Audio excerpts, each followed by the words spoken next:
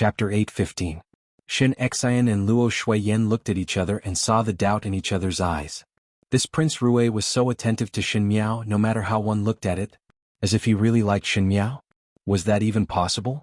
Shin Miao had only seen Prince Rui a few times. Luo Ling's eyes were so dim that one could not see the light. He lowered his head and looked at the ground as if he could see a flower on the ground. Everyone in the room had different expressions and Shin Miao's reaction was rather dull. She nodded and said to Tai Yi, "Thank you." Tai Yi hurriedly said that he didn't dare, and explained that he still had things to send over in a few days before leaving. After Tai Yi left, everyone looked at each other in dismay. Shin Xian and Luo Shuiyan had already sensed something unusual. If one were to say that Prince Rui's aim was to sow discord between the Shin family and the imperial family of Ming-Chi, or to make the Shin family unable to be used by the imperial family of Ming-Chi, then when the imperial edict came down, Prince Rui's aim had already been achieved. Since he had achieved his goal, nothing else mattered. Why was there such a big lineup? No matter how much money there was, it would not pressure one's hands. Unless the Great Liang's treasury was small and could not pile up the money, then they would impatiently run over to Ming-Chi and hand over this monstrous wealth to the Shin family as a dowry. Wasn't that unnecessary? It was Shin Qiuwei who noticed this point and said angrily, "This Prince Rui is a weasel paying respects to a chicken and does not have any good intentions? Sending so many things, do you think that my Shin family is greedy for wealth? We are marrying a young lady, not selling a young lady. With so much money, who knows what other people will think of the Shin family?" Shin Xian and Luo Shuiyan were silent. That was true. Even the royal family would be envious of this betrothal gift, let alone the commoners. What was even more amazing was that these were sent over by Prince Rui of the Great Liang. Even those who had thoughts about these betrothal gifts did not dare to act rashly and only dared to look at it. One did not know how many people were unable to sleep in the Ding capital at night. Especially Shin Xian's enemies, they would probably vomit blood.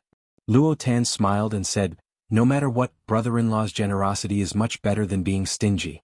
If a man is willing to spend money on a girl, then that's a good man. Before marrying into the family, he has already given Biao youngest sister so many things. If Biao youngest sister were to marry into the family, she would definitely not be treated poorly in the field of food and clothing." Luo Tan had always been straightforward with her words and did not know how to conceal them. But when she said brother-in-law, it made the corners of people's eyes hurt.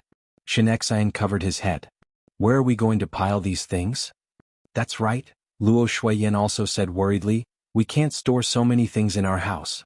There was not enough jewelry and antiques in the warehouse, and there were also furniture and fabrics. Do you want to build a granary in the mansion to store things?" Shin Miao wanted to laugh when she heard it and said, "Did he not buy all those residences? After he leaves, those residences will belong to the Shin family. How about buying a few guards and sending some things over? Why don't you just stay in Prince Rui's residence?" Shin Xian shook his head. "Yanqing Lane is not a place we can stay in. That was where the relatives of the imperial family stayed. Who knew what outsiders would think if Shin Xian and the rest stayed there?" Thinking of Tai Yi's words, a flash of pain appeared in her eyes. "He will leave after the end of the year. Jiao Jiao Yu." After the end of the year, Shin Miao would go to the Great Liang. Everyone in the room became silent. Parting, especially between family members, was never a pleasant thing. When Shin Miao saw that, she was afraid that they would be sentimental and quickly changed the topic. Prince Rui had sent so many betrothal gifts, how will the dowry be calculated? Luo Tan was feeling a little thirsty and picked up the tea on the table to take a sip. When she heard that, she spurted out a mouthful of tea and sprayed it all over Luo Ling. But at this moment she was not in the mood to care if Luo Ling's clothes were dirty and said, "Dowry? Heavens." Chapter 8:16. Everyone in the Shin family felt as if they had been struck by a thunderbolt. Logically speaking, the amount of betrothal gifts that were given, the dowry in return would not be much different. Even though it need not be more than the betrothal gifts, it could not be too little. Otherwise, when the young lady went to the in-laws' house, she would be suppressed. If the dowry was very generous and even more than the betrothal gifts, it would be glorious when one married over. Thus the more favored the young lady married, the closer the amount of dowry and betrothal gifts. Not to mention that Shin Xian doted on his daughter, but this dowry. Prince Rui had given so many betrothal gifts to the Shin residents, if one wanted a dowry that was not much different, even if one emptied the entire Ming-Chi's treasury, there would not be that much. Prince Rui gave the Shin family a difficult problem. At night, Shen Miao sat under the lamp and could not help but want to laugh as she thought of Tai Yi holding a long list of betrothal gifts during the day. Xie Jingxing was really too reckless and actually wrote so many betrothal gifts. Shen Miao facepalmed. If others were to see this list of betrothal gifts, one feared that the Shen family would be envied by everyone in Mingqi. However, this list of betrothal gifts would definitely be found out by others, and it was only a matter of time. It was just that one did not know if Emperor Yonglu knew that Xie Jingxing had written such a long list. Thinking about it, Shen Miao felt somewhat sad. In her previous life when she married Fu Xiuyi did not give such a generous betrothal gift. Not to mention the imperial family, there was not even a betrothal gift from an official's family, and it could only be considered as ordinary. At that time Fu Xiuyi said that the residence of Prince Ding was poor and he was simple in nature, so he did not want to do it wantonly, thus Shen Miao believed it. Shen Xian and Luo Shuiyan were afraid that she would be wronged and took out more than half of the Shen residence's harvest as her dowry.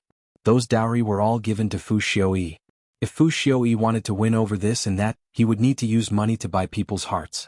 She meticulously calculated every single cent, and some of the old antiques and paintings in the Shen residence were also taken by her to be exchanged for money. Now thinking about it, after being married to Fu Xiuyi for so many years, it was always her who brought the entire Shen family out, and Fu Xiuyi had never returned anything. Although matters of the heart depended on one's own willingness and did not ask for anything in return, as time passed, one's heart would be bitterly disappointed. Especially after ascending the throne, Fu Xiuyi's generosity towards Mei Furan and Fu Sheng was like a slap to her face. Now that she was married to Xie Jingxing, she did not know what kind of feeling she had in her heart. She was moved, but it was not as passionate as in her previous life, like a moth flying into a flame. But Xie Jingxing had given her something that was beyond her imagination. It made people look forward to this marriage. The window was knocked twice. Shen Miao looked up and saw Cong Yang pacing outside, so she opened the window. When Cong Yang saw her, he first bowed to her and said, "Young Furan, master let this subordinate bring you over." Shen Miao was stunned, but in the blink of an eye she nodded her head, "All right." Coincidentally, she also had something to say to Xie Jingxing. It was different from the first time. This time when Shen Miao came to the residence of Prince Rui, it was considered to be a lot more familiar. It was still Cong Yang who carried haystacks everywhere for Shen Miao to climb the walls. He was thinking in his heart that next time he might as well break through all the walls and save the trouble. When Shen Miao arrived at the residence of Prince Rui, when the servants of Prince Rui's residence saw her, they all stopped what they were doing and respectfully greeted her. "Young Furan." "Shen Miao," Cong Yang said cheerfully, "Young Furan, everyone likes you very much." Shen Miao only felt somewhat embarrassed, and her heart was filled with mixed feelings. When she was led by Cong Yang to the rear courtyard of the residence of Prince Rui, she saw a snow-white fur ball rushing towards her from afar and happily bit the corner of her clothes. Chapter 8:17. There was a lazy voice that sounded in the night, "Jiao Jiao, come over." Shen Miao looked up and saw Xie Jingxing leaning on the tree with his hands folded across his chest, looking at her with a smile that was not a smile. One did not know who the white tiger at his feet was calling out to. Shen Miao walked towards him and the white tiger happily followed. This white tiger's temperament was one of familiarity. They had only met a few times and Shen Miao had never teased it before, but it actually shook its head and tail affectionately towards her. If one did not know, one would have thought that this white tiger was raised by Shen Miao. She stood beside Xie Jingxing and asked, "Why did you look for me?" Xie Jingxing raised his eyebrows. "To cut clothes." "Cut clothes?" Shen Miao was suspicious, and before she could continue asking, Xie Jingxing suddenly reached out and pulled her into his embrace and gently hugged her before letting go.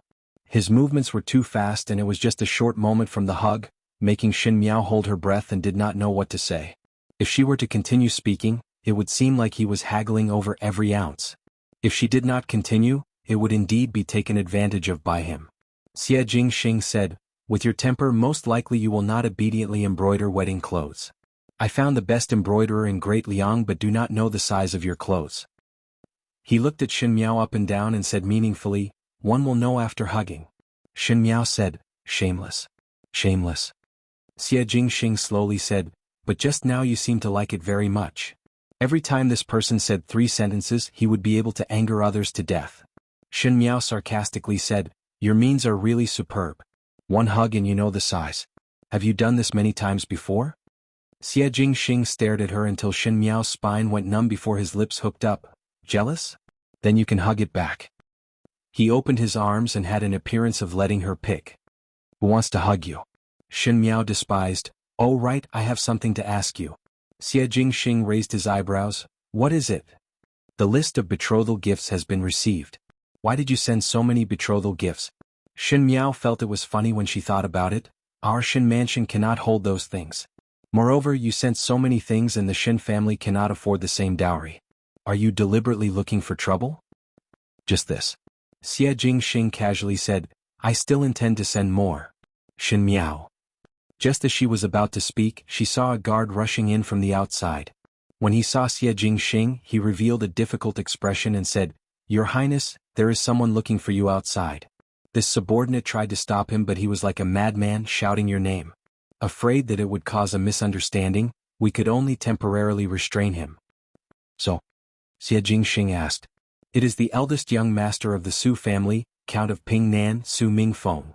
The guard said. Shen Miao suddenly raised her head.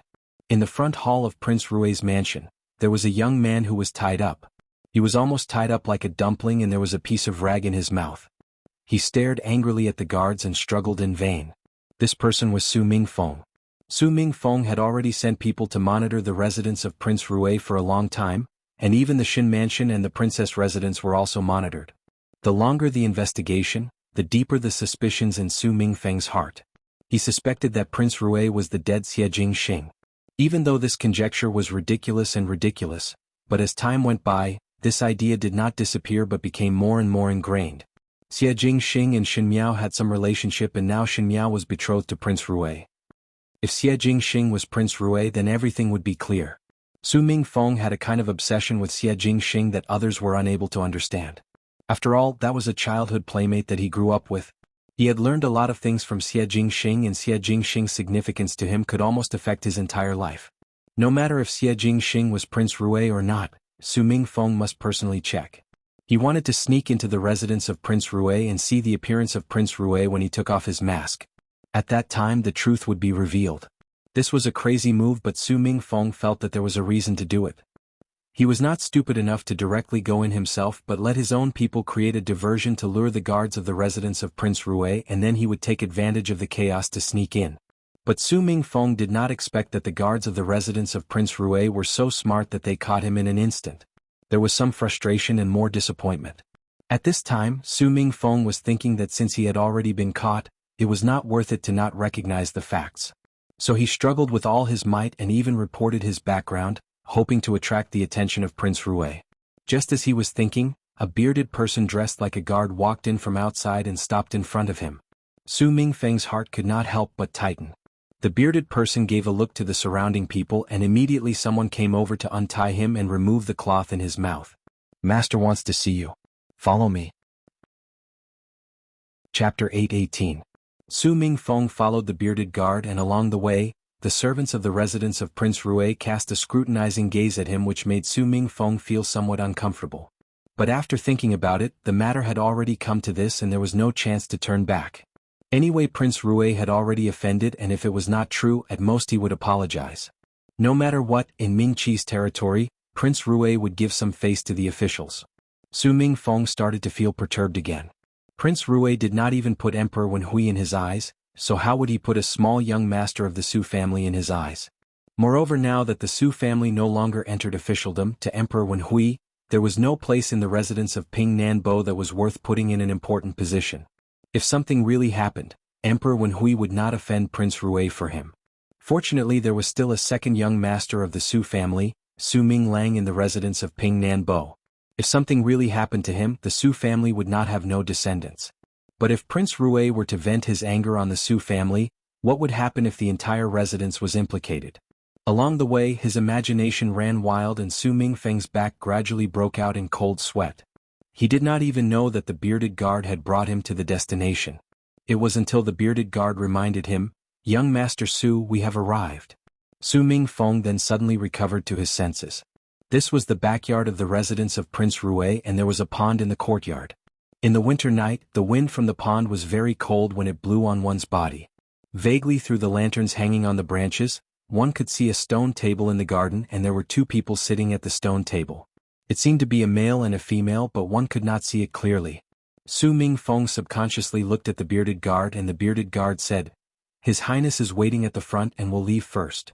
Finishing, he did not wait for Su Mingfeng's reply and turned to leave. Su Mingfeng looked at the back of the bearded guard and thought that the guards of the residence of Prince Rue were actually so arrogant. It was no wonder that Prince Rue had that kind of conduct. What kind of master would have what kind of subordinates? Since Prince Rue was not respectful to Emperor Wenhui, the guards of the residence of Prince Rue were also not respectful to the guests.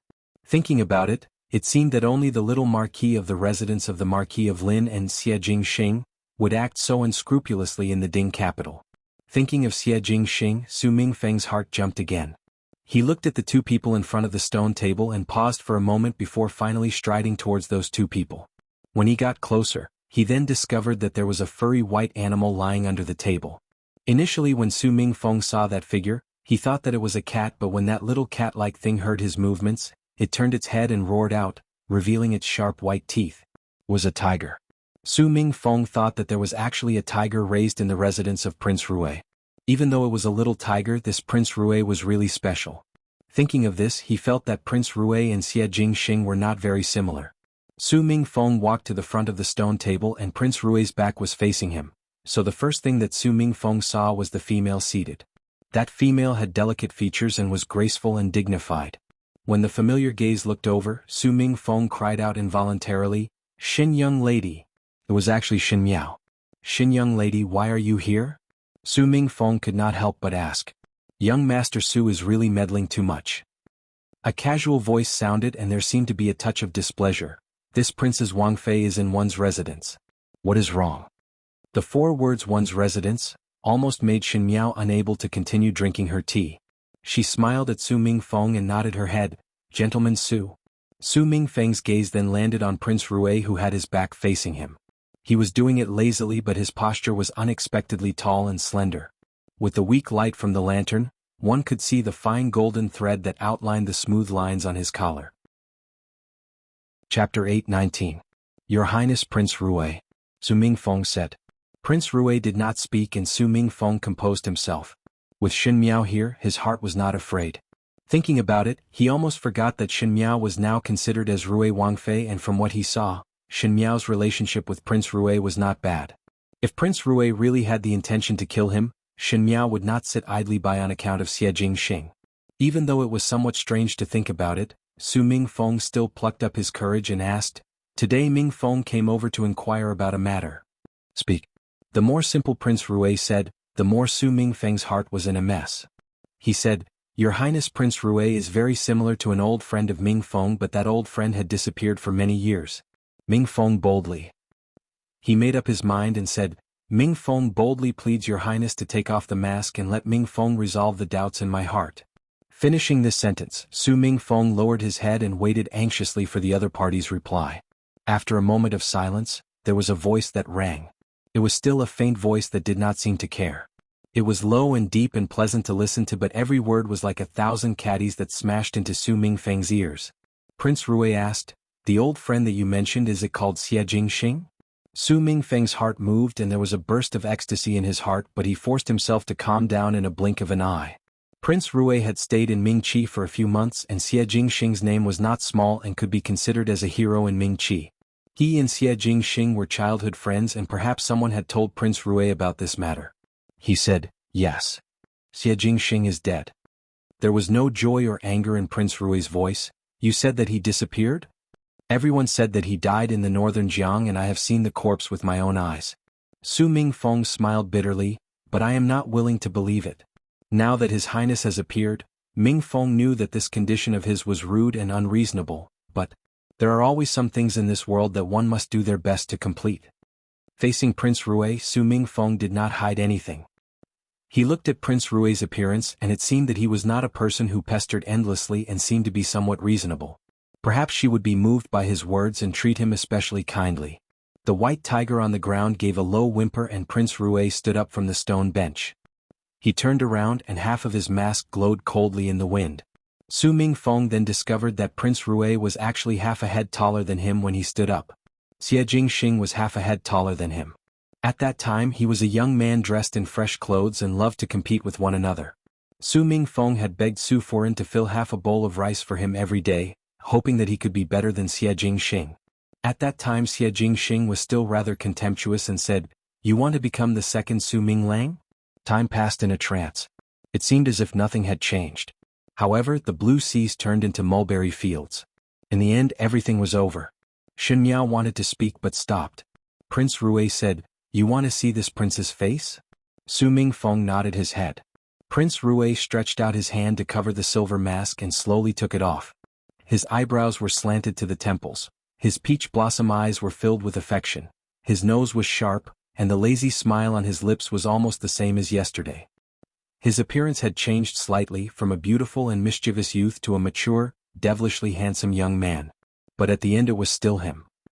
Xie Jingxing's lips curled up as he smiled and said in a disdainful tone, "Stunned from looking?" Su Mingfeng suddenly felt that his eyes were a little sour. He went forward and suddenly punched Xie Jingxing's shoulder, just like what they often did in the past. His mouth scolded, "Scoundrel. Always deceiving the heavens and even deceiving me. There is no loyalty." Chapter 820. Shen Miao could not hide the astonishment in her heart. She really did not think that Xie Jingxing would so easily take off his mask in front of Su Mingfeng and admit his identity. Just like in the past in front of Princess Rong Xen. Even if it was one's loved ones, good friends or best friends, when faced with a sudden change in identity, there would not be any understanding. The more precious the feelings, the more one should not easily test it, because if the result of the test was not something that one could bear, it would be a kind of deep and indelible torture to oneself. If it was Shen Miao herself, perhaps she would not be so straightforward. After all, she did not dare and did not have the courage to accept an unknown result. On this point she was not as decisive as Xie Jingxing. He was indeed very clear about what she wanted and what she did not want. He forced himself and did not even give himself a chance to hesitate. "You. How did you become Prince Rui?" Su Mingfeng patted his chest. "Just now I was still thinking that if Prince Rui had the intention to kill me, one would only lose one's life here," he said. "Now at least one's life is spared." But his tone was filled with uncontrollable excitement. Xie Jingxing looked at him and said, "After 2 years of not seeing you, you have become more and more stupid." Su Mingfeng waved his hands. "I knew that you did not die. A scourge lasts for 1,000 years. A person like you should live for 8 to 10,000 years. He sighed again. "If it was not that Princess Rong Xen came to look for me that day and I saw the tiger head bracelet on young Lady Shin's hands, one fear that you would still be kept in the dark. You do not intend to see me anymore?" he said angrily, with some anger from not being trusted.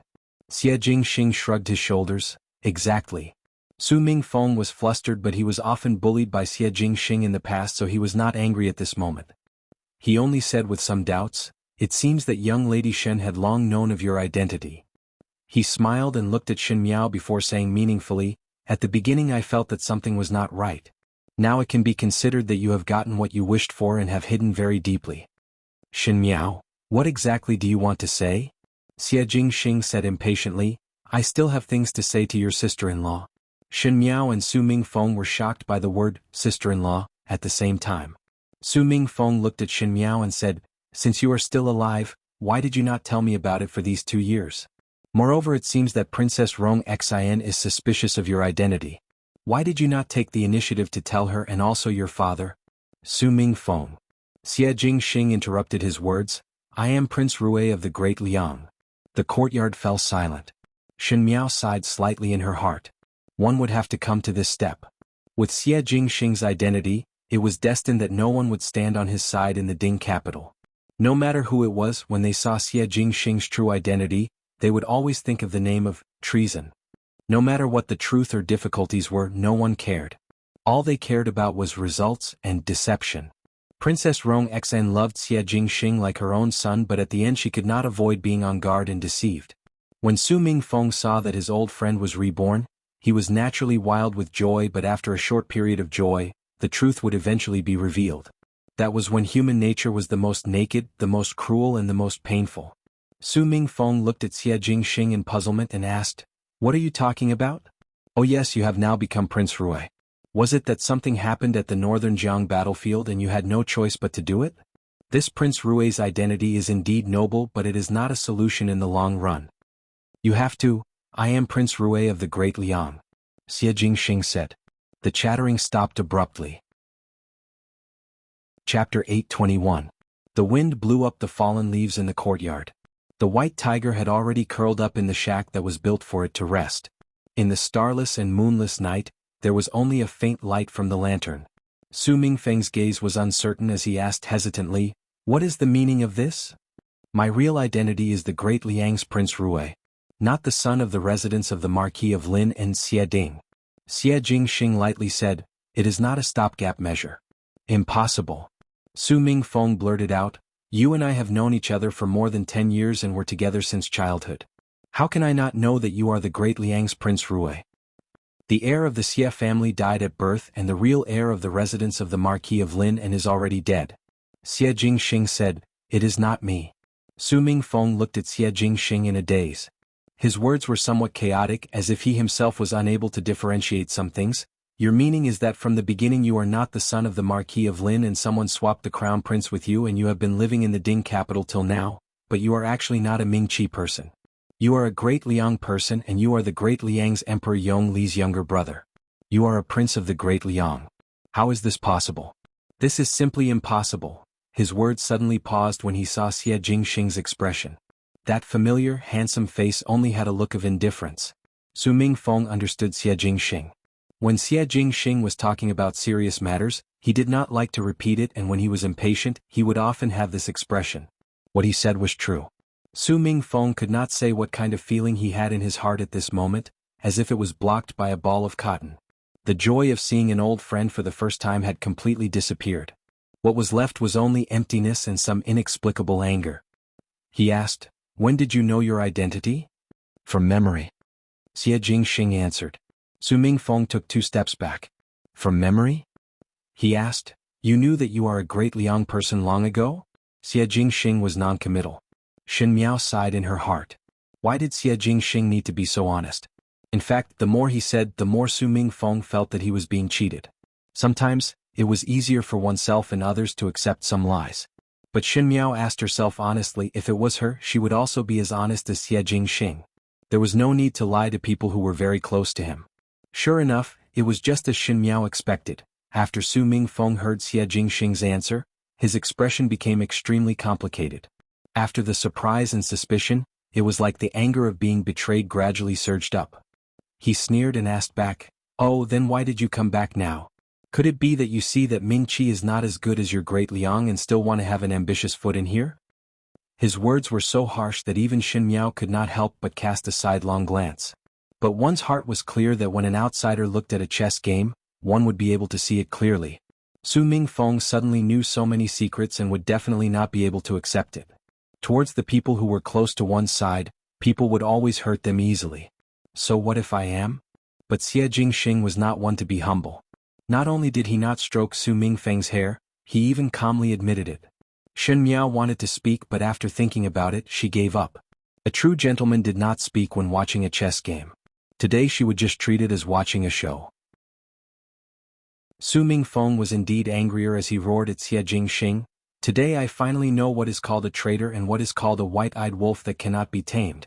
Originally I thought that you were not close to the Marquis of Lin and since young because of Princess Yuqin.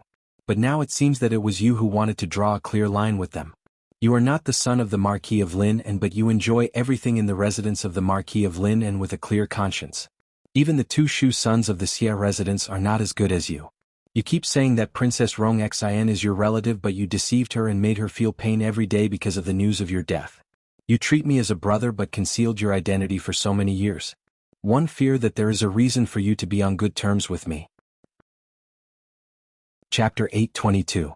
You do not like Mingqi and do not like the Ding capital. But that is after all the place that raised you. The grace of birth is not as great as the grace of upbringing. You enjoyed everything that Mingqi gave you but turned back to take drastic measures to be the Prince Rui of your great Liang. Your great Liang is rich and the people are strong. Your great Liang army is strong but you abandoned everything in Mingqi for glory and splendor. Xie Jingxing, you are heartless and you are a vile person. You are not worthy to be an official, not worthy to be a D son and not worthy to be a brother. Scram back to your great Liang. Enough. Shen Miao suddenly stood up and interrupted Su Mingfeng's words. Su Mingfeng's words were just too hurtful. She turned her head to look at Xie Jingxing. Without the mask on his face, Xie Jingxing's expression could be seen clearly. He was not angry and did not smile. He only calmly looked at Su Mingfeng. It was as if the person that Su Mingfeng was talking about was not him, and it was also as if he did not care about Su Mingfeng's words. Shen Miao's heart suddenly had a few waves. She looked at Su Mingfeng and a ridiculing smile floated on her face. Oh? Young Master Su seemed to be filled with righteousness and couldn't wait to uphold justice. Unfortunately, your so-called white-eyed wolf, in my view, you are also the same. Xie Jingxing was startled. Su Mingfeng was also angry with Shen Miao. What did you say? Say that you are a white-eyed wolf. In Shen Miao's previous life, when she was fighting with Mei Furen in the inner palace, naturally there was no lack of verbal sparring every day. In terms of ridiculing people, even though she was not outstanding, she had learned a lot of things from Mei Furen. She smiled gently and was dignified and steady. The more it was like this, the more it set off Su Mingfeng's rudeness. Her voice was gentle like the wind and drizzle, but every word and sentence were merciless. Before accusing others, it is best to look at yourself first. Gentleman Su feel that Prince Rue is a white-eyed wolf and that Prince Rue is using you. I would also like to ask Gentleman Su, in the beginning in the residence of the Count of Pingnan, how much did Xie Jingxing help you? Ever since you entered officialdom, you did not know how to socialize and socialize. It was Xie Jingxing who paid for you, and when you wanted to learn martial arts, Xie Jingxing helped you hire a martial arts master. When His Majesty wanted to suppress Pingnan Bo Fu, it was he who reminded you, advising Pingnan Bo to retreat. If it was not so, do you think that there is still a residence of Pingnan Bo in Mingqi's Ding capital? I'm afraid the grass on his grave is already 10 feet high. You said that Xie Jingxing used you and befriended you for other purposes? In the entire Ding capital, who does not know that you, Su Mingfeng, are Xie Jingxing's childhood friend? Ever since you were young, your body was weak, but no one dared to bully you. Who do you think you are? Is it because of the reputation of the Pingnan Count residence, or is it because you have a childhood sweetheart that no one in the Ding capital dares to provoke? The matters of the world are just that simple. Young Master Su, don't think that my words are not pleasant to hear. Since young, how many roads did Xie Jingxing pave for you, and how many times did he help your Su family? If this is the so-called use, then I also hope that someone can use me? Young Master Su, don't you agree?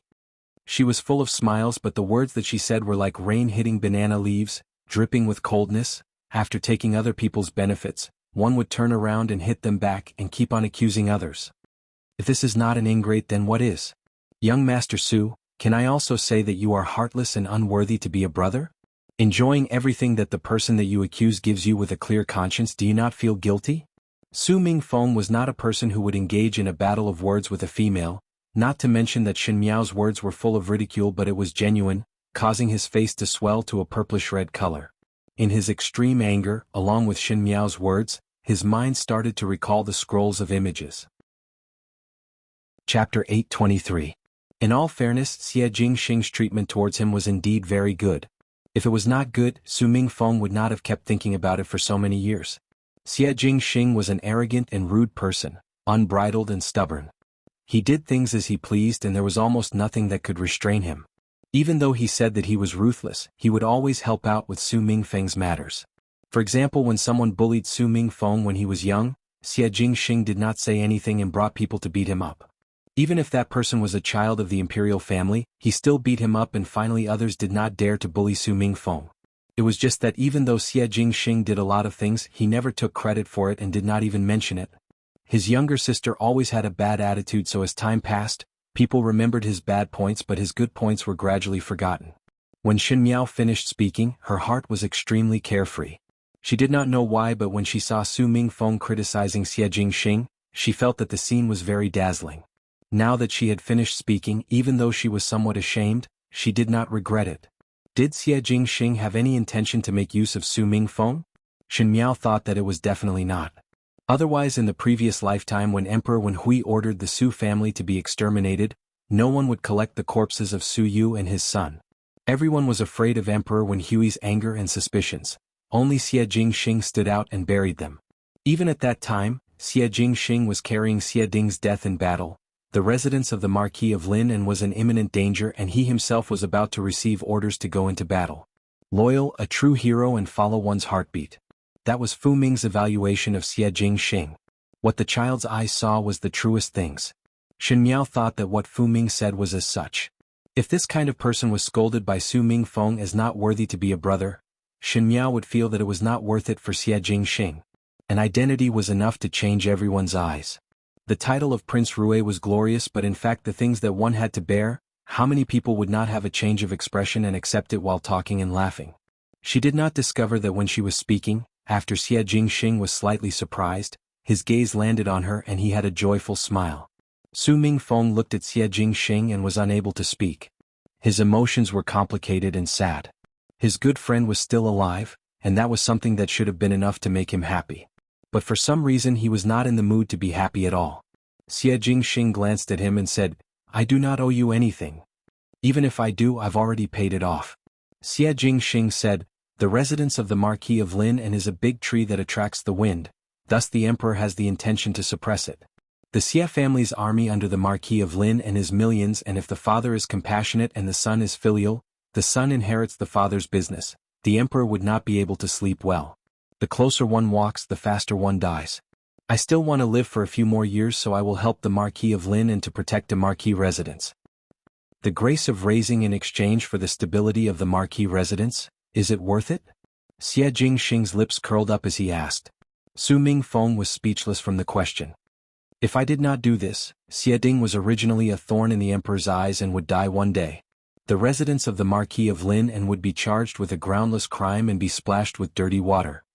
Even though the son was dead and there was no more descendants, at least the residence of the Marquis of Lineage was still there, so the Emperor let the residence of the Marquis of Lineage off. Speaking of the residence of the Marquis of Lineage, it is still a clean and bright house. Xie Jingxing ridiculed, "There is always a mother and son relationship with Princess Yuqing. For this little bit of relationship, the only thing that can be done is to protect the dignity of the Marquis of Lineage and the dignity of the residence of the Marquis of Lineage." And Shen Miao looked at Xie Jingxing's handsome face. He said it carelessly as if all these were not important at all. But in the past years, these unspoken words could only be placed in the heart. Xie Jingxing was an honest person, but he was also the most dishonest person. He honestly stated the truth in the course of events, but what was not honest was his own heart. He did not mention the grievances that he had suffered and did not mention his worries and depression. Thus in everyone's eyes he was a game of life and was cynical. It seemed that there was nothing in the world that could stump him. However, when he was arranging everything in order to maintain the clarity of the Marquis residence, he was forced to bear the name of disobedience, presumptuous, no respect for elders and no respect for one's father and elder brothers. Su Mingfeng was stunned when he heard it. "My life in the Great Liang is not as simple as what you think." He looked at the icicles on the tree and casually said, "If it was you, you would not be able to stay for a day before coming back crying to look for mother." Su Mingfeng was so angry that his throat was stuck. There are no benefits in the world for no reason. One must fight for what one has obtained. Su Mingfeng, your days are comfortable and you cannot use this kind of comfort to guess me. What I have experienced is more than what you can imagine. He sighed softly, but there was still a smile on his face.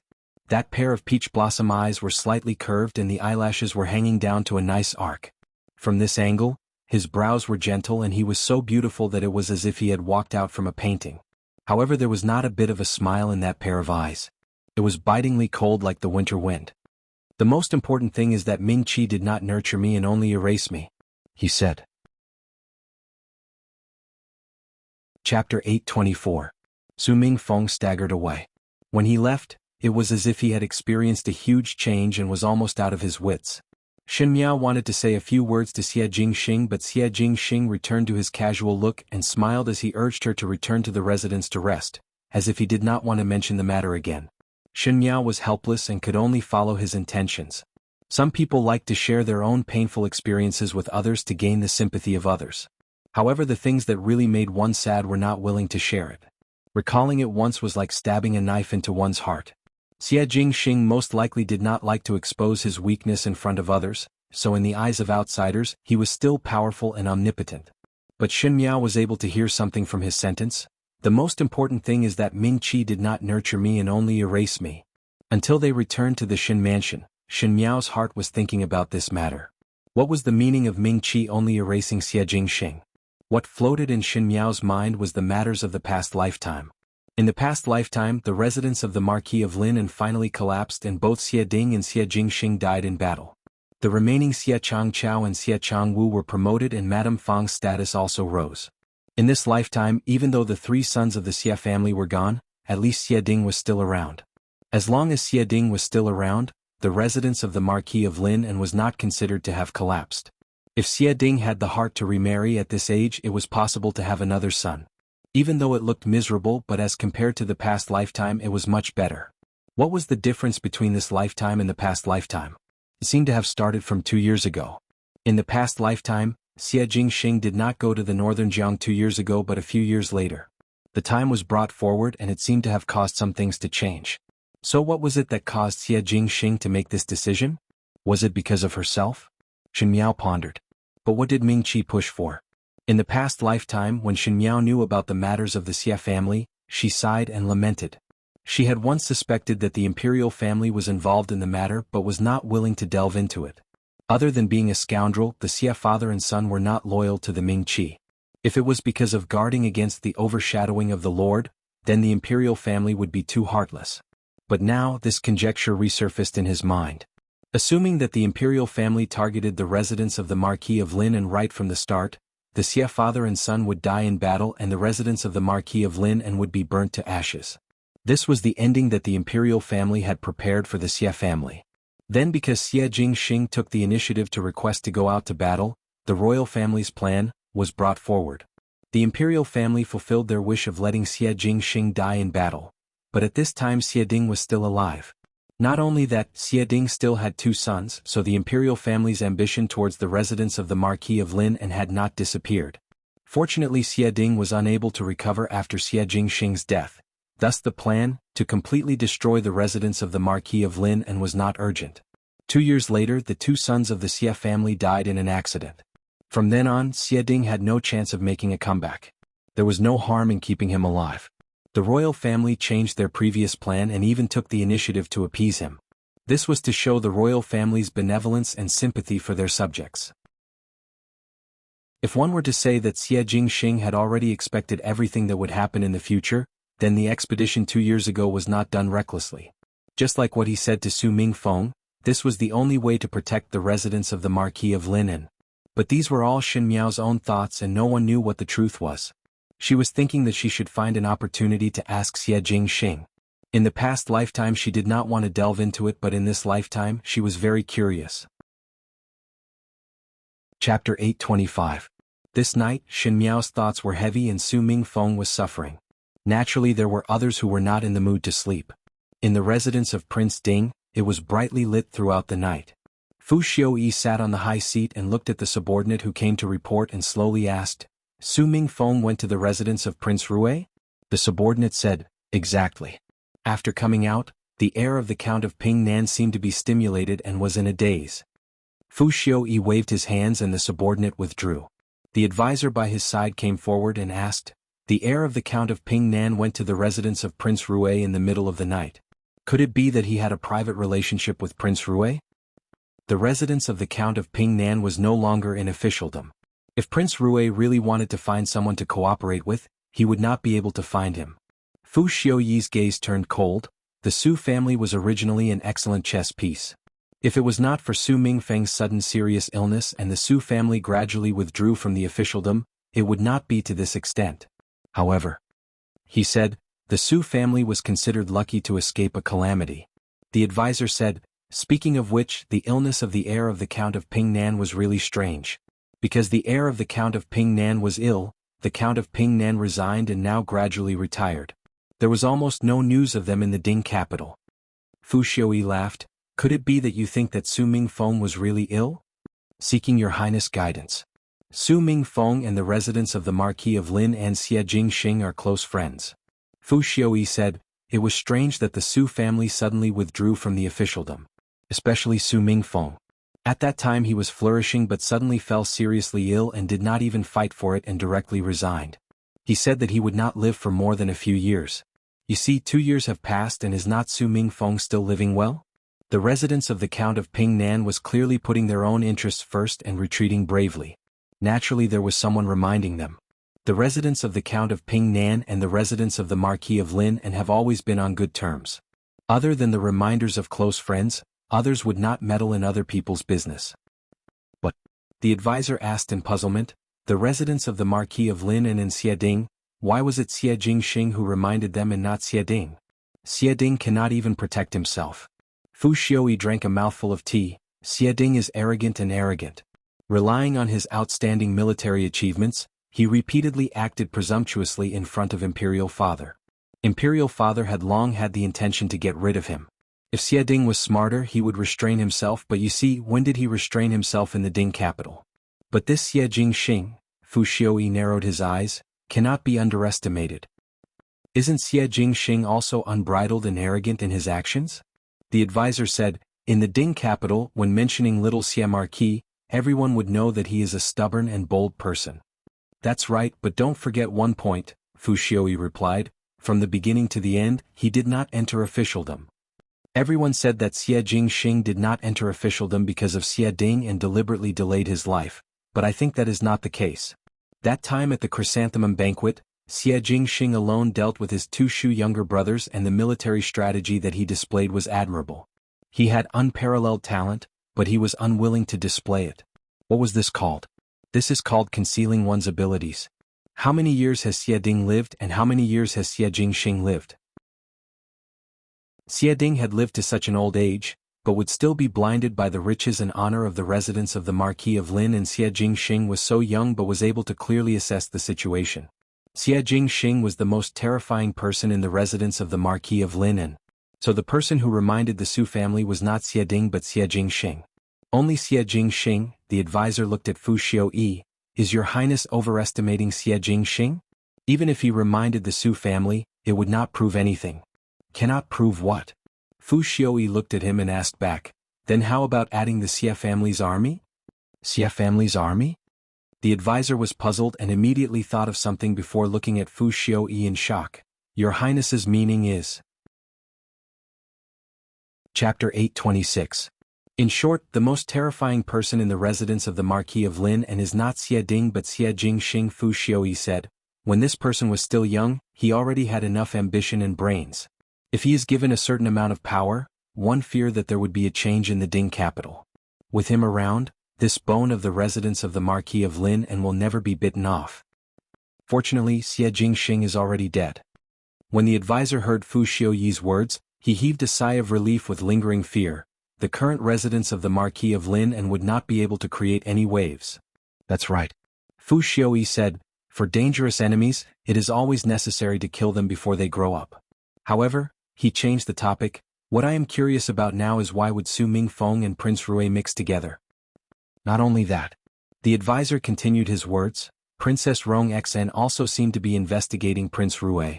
Su Mingfeng's people even went to the Shin mansion to guard, as if they were monitoring 5th Shin young ladies' every move. Princess Rong Xen is also the same. Su Mingfeng, Prince Rui, Princess Rong Xen and Shin Miao. Fu Xiaoyi said, these few people must have a special relationship.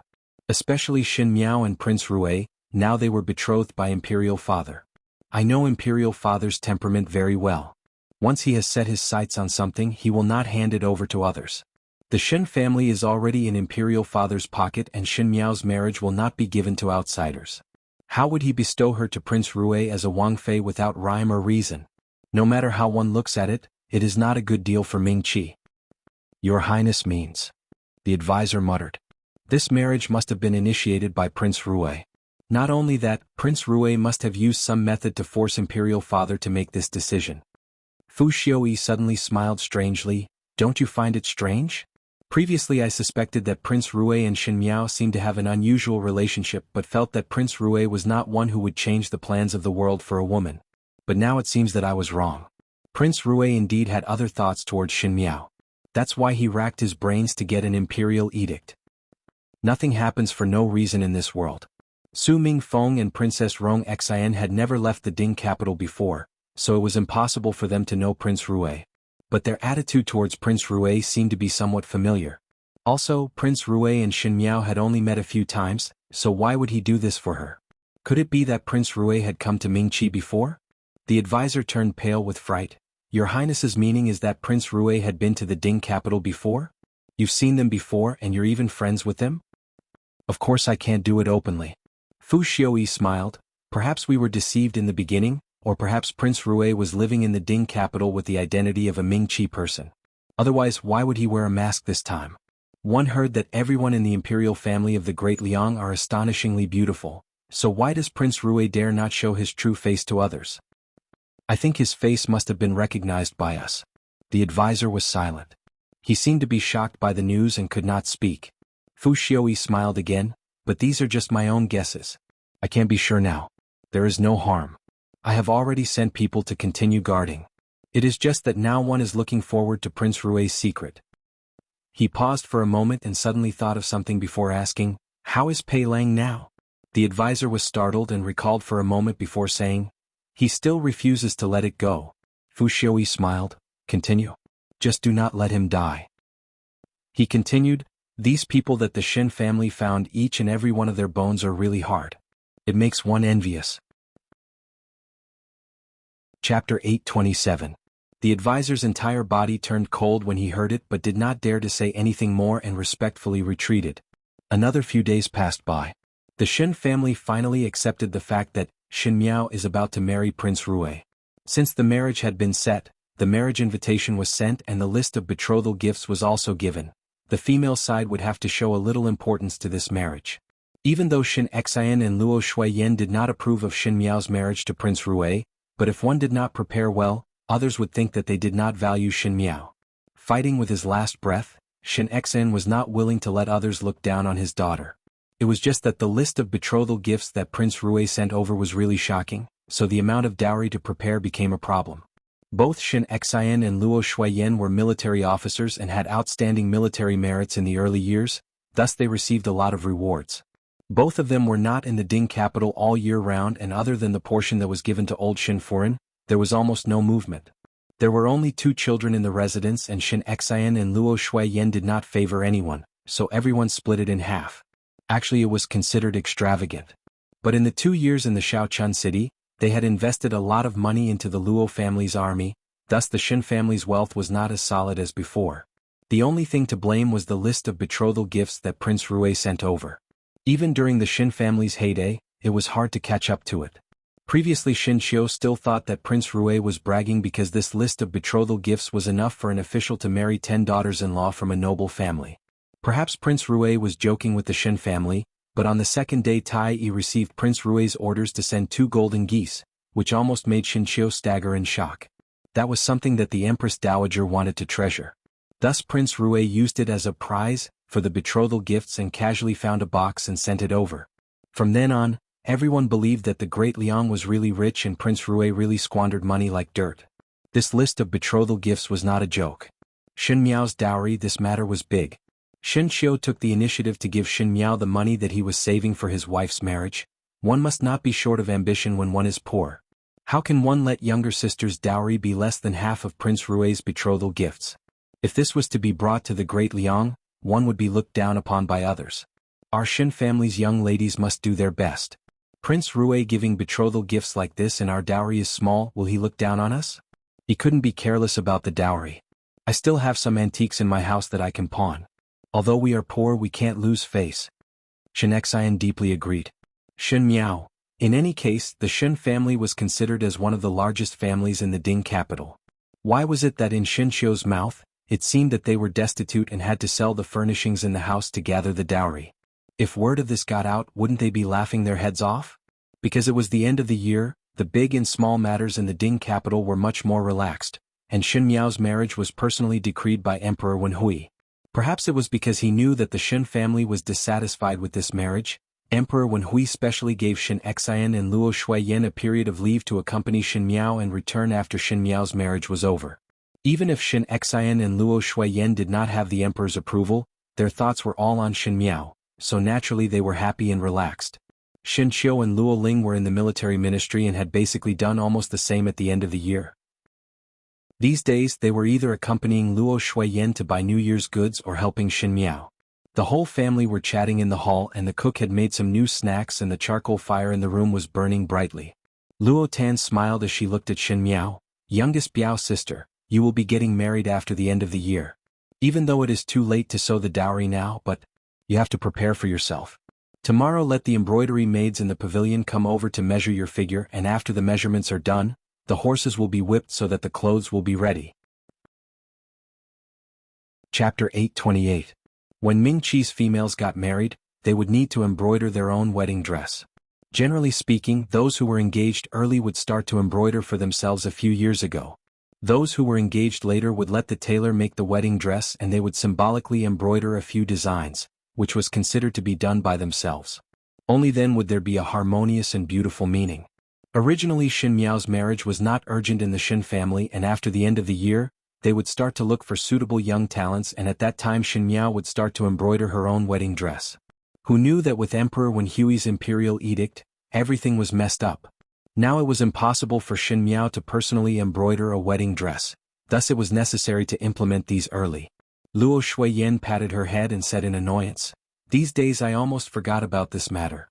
Tanner is right. Jiao Jiao's wedding dress needs to be prepared. I am not very familiar with the Ding capital's embroidery lady. Later I will ask my good foreign, she knows the best where the clothes and jewelry are. Jiao Jiao's wedding dress must not be sloppy." Finishing, she sized up Xin Miao and smiled.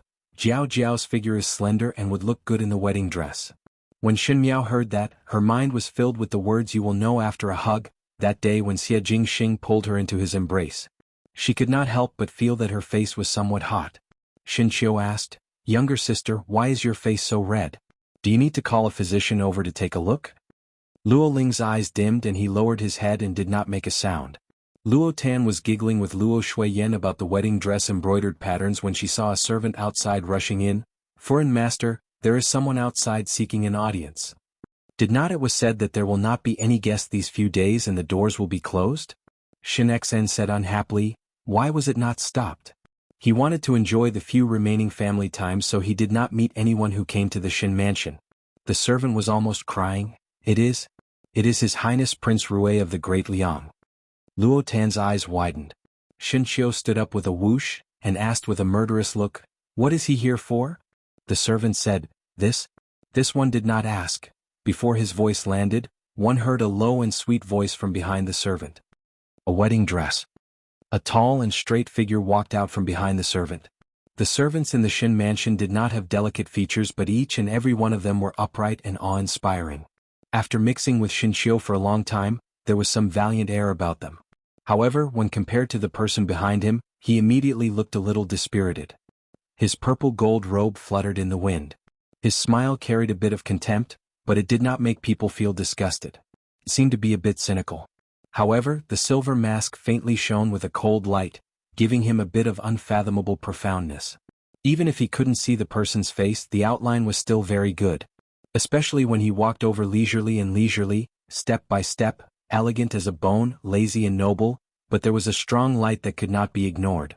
He said, "Prince Rui." He was so arrogant and presumptuous even when he introduced himself. Xin Qiu almost pulled out his sword. He slapped the table and the desserts on the table shook 3 times as he asked, "You are Prince Rui?" Prince Rui nodded. "Why do you want to marry my sister? What conspiracy do you have?" Xin Qiu shouted. Luo Tan's chin almost dropped down. Xin Qiu's hostility towards Prince Rui was really too big. But even though everyone had this idea in their hearts, to ask it in front of others, would it be too impolite? Jiao Jiao is gentle and sensible, dignified and generous. I have admired for a long time and was anxious to marry. Fortunately, the Emperor's benevolence is vast and powerful and did not disgrace the mission. He slowly said with a smile. Chapter 829. Xin Miao could not help but tremble. She was really not used to Xie Jingxing speaking in such a gentle tone. One must know that when they were not familiar with each other, every time Xie Jingxing saw her, he would probe, look at her coldly and ridicule her. Xin Xen and Xin Qiu suddenly flew into a rage. Prince Rui's words on the surface was praising Xin Miao and also said that he admired Xin Miao, but the more he said it, the more it did not feel right. What was the boundless grace of the Emperor? What did it mean to not fail the mission? Others did not know, but they were very clear. It was obviously Prince Rui who forced Emperor Wenhui to write down the imperial edict, and the imperial grace was coerced. The imperial grace was not disgraced, but whose mission was not disgraced? Xin Qiu and Xin Xen were like 2 firecrackers that were lacking a spark to explode. This Prince Rui had done all kinds of bad things, so why did he come here to pretend to be a big-tail wolf? Luo Shuiyan's gaze softened. The way a woman looks at a man and a man looks at a man are different. When women look at men they look at the details. Prince Rue did not use this prince, but used I. He did not use fifth Shin young lady to address Shin Miao but used Jiao Jiao. If it was purely to make use of the Shin family's power, Prince Rue had already obtained what he wanted and there was no need for this. Regardless of whether he was sincere or just putting on an act, it was good that he was willing to put in the effort. For example, Fu Xiaoyi. At that time Shin Miao was in love with Fu Xiaoyi but Fu Xiaoyi was teasing Shin Miao and was neither close nor distant. He did not directly reject but did not accept and was not willing to put in effort and was not willing to please. So the reason why the Shin family did not want Shin Miao and Fu Xiaoyi to be together, other than Fu Xiaoyi's own identity that would drag the Shin family into the water, it was also because Fu Xiaoyi did not love Shin Miao at all. If he loved someone he would be willing to put in effort for her. If he didn't want to spend even a little bit of his attention on someone else now, how could he hope for the future? Luo Shuiyan looked at Prince Rue. Since Prince Rue was willing to put in the effort, it was much better than what she thought. What's more, if one were to talk about appearance and temperament, it was really hard for Prince Rue to make others have any ill feelings towards him. Compared to Fu Xiaoyi who made people feel like they were bathing in the spring breeze, but also carried the airs of a prince, always smooth and slick. Prince Rue, this person, was unbridled and lazy in his actions but one could see that he had some genuine temperament. This kind of true nature came from the royal family which was even more precious. Luo Shuiyan hoped that the husband that Shin Miao would marry would not face Shin Miao with a false face. She said, "Your Highness Prince Rue, my name is Yuan, courtesy name Jing Xing." Prince Rue said, "Foreign can call me Jing Xing." Shin Miao almost choked on her tea. Luo Shuiyan was a little surprised. The people of the royal family were very particular about rules. Even blood brothers had to pay attention to this and that. The people of the Great Liang were considered as very noble guests in Mingqi, especially Prince Rue who was the younger brother of Emperor Yonglu. One did not think that he would let others call him by his courtesy name. Only those who had a good relationship would allow others to call them by their given name. Luo Shuiyan's gaze towards Prince Rue became even more gentle as she said, "Jing Xing, take a seat first." She then instructed Jing Zhi, "Serve the tea." Shen Qiu and Shen Xan looked at Luo Shuiyan in shock and could not understand why Luo Shuiyan would be so good to this Prince Rue in such a short period of time. When Luo Ling who was at the side saw this, he sized him up. "Jing Xing." Luo Tan suddenly spoke, "Isn't this the name of the heir of the Marquis of Lin and residence in the Ding capital?" Shin Miao held the teacup and felt somewhat powerless in her heart. Xia Jing Xing was really audacious to the extreme. He actually dared to say his courtesy name here. Did he feel that since Su Ming Feng and Princess Ming already knew of his real identity, why not let more people know about it? Anything that was related to his identity would perhaps arouse the suspicion of others. Not only did Xia Jing Xing not avoid it, he even came forward. Even though she was drinking tea, Shin Miao felt that she was almost drunk. Shen Qiu's heart was filled with indignation. Seeing that Luo Shuiyan gave up her seat to Prince Rue and let the servants serve tea, he was already unhappy and when he heard Luo Tan's words he said, "Correct. Prince Rue definitely do not know who is the heir of the residence of the Marquis of Lin." Prince Rue turned his head to look at him. "Oh? Who is that?" He is also called Xia Jing Xing and is the eldest son of the Marquis of Lin residence. Others say that the South Xia and the North Shin, their Xia family is a military aristocratic family that is on par with our Shin family. Xia Jing Xing is the little marquis of the Xia family and he is a rare young talent. In the beginning he was able to defeat a number of people with just one move. Not to mention his literary and military skills, he was also born with a handsome face. He can be considered as a young talent that everyone in Mingqi looks up to. Those who know of him would say good things about him. Shen Qiu sighed. Unfortunately the heavens are jealous of talents and fell early in the northern Jiang battlefield. He changed the topic and looked provocatively at Prince Rue. "One do not know what is the feeling of your Highness Prince Rue to have the same name as such a person? That person is unparalleled in literary and military skills and has matchless looks. What are the chances of you winning?" Shin Miao. Hearing Major General Shin's words, "It seems that you admire that little Marquis Xia a lot?" Prince Rue slowly asked. "Of course." Shin Qiu said it vehemently and did not care about Luo Shuiyan's frequent winks at him. Instead he saw Shin Xian's encouraging gaze and continued, "He is the hero in my heart and no one can replace him." Shin Miao facepalmed. If it was possible she really wanted to pretend that she did not know Shin Qiu.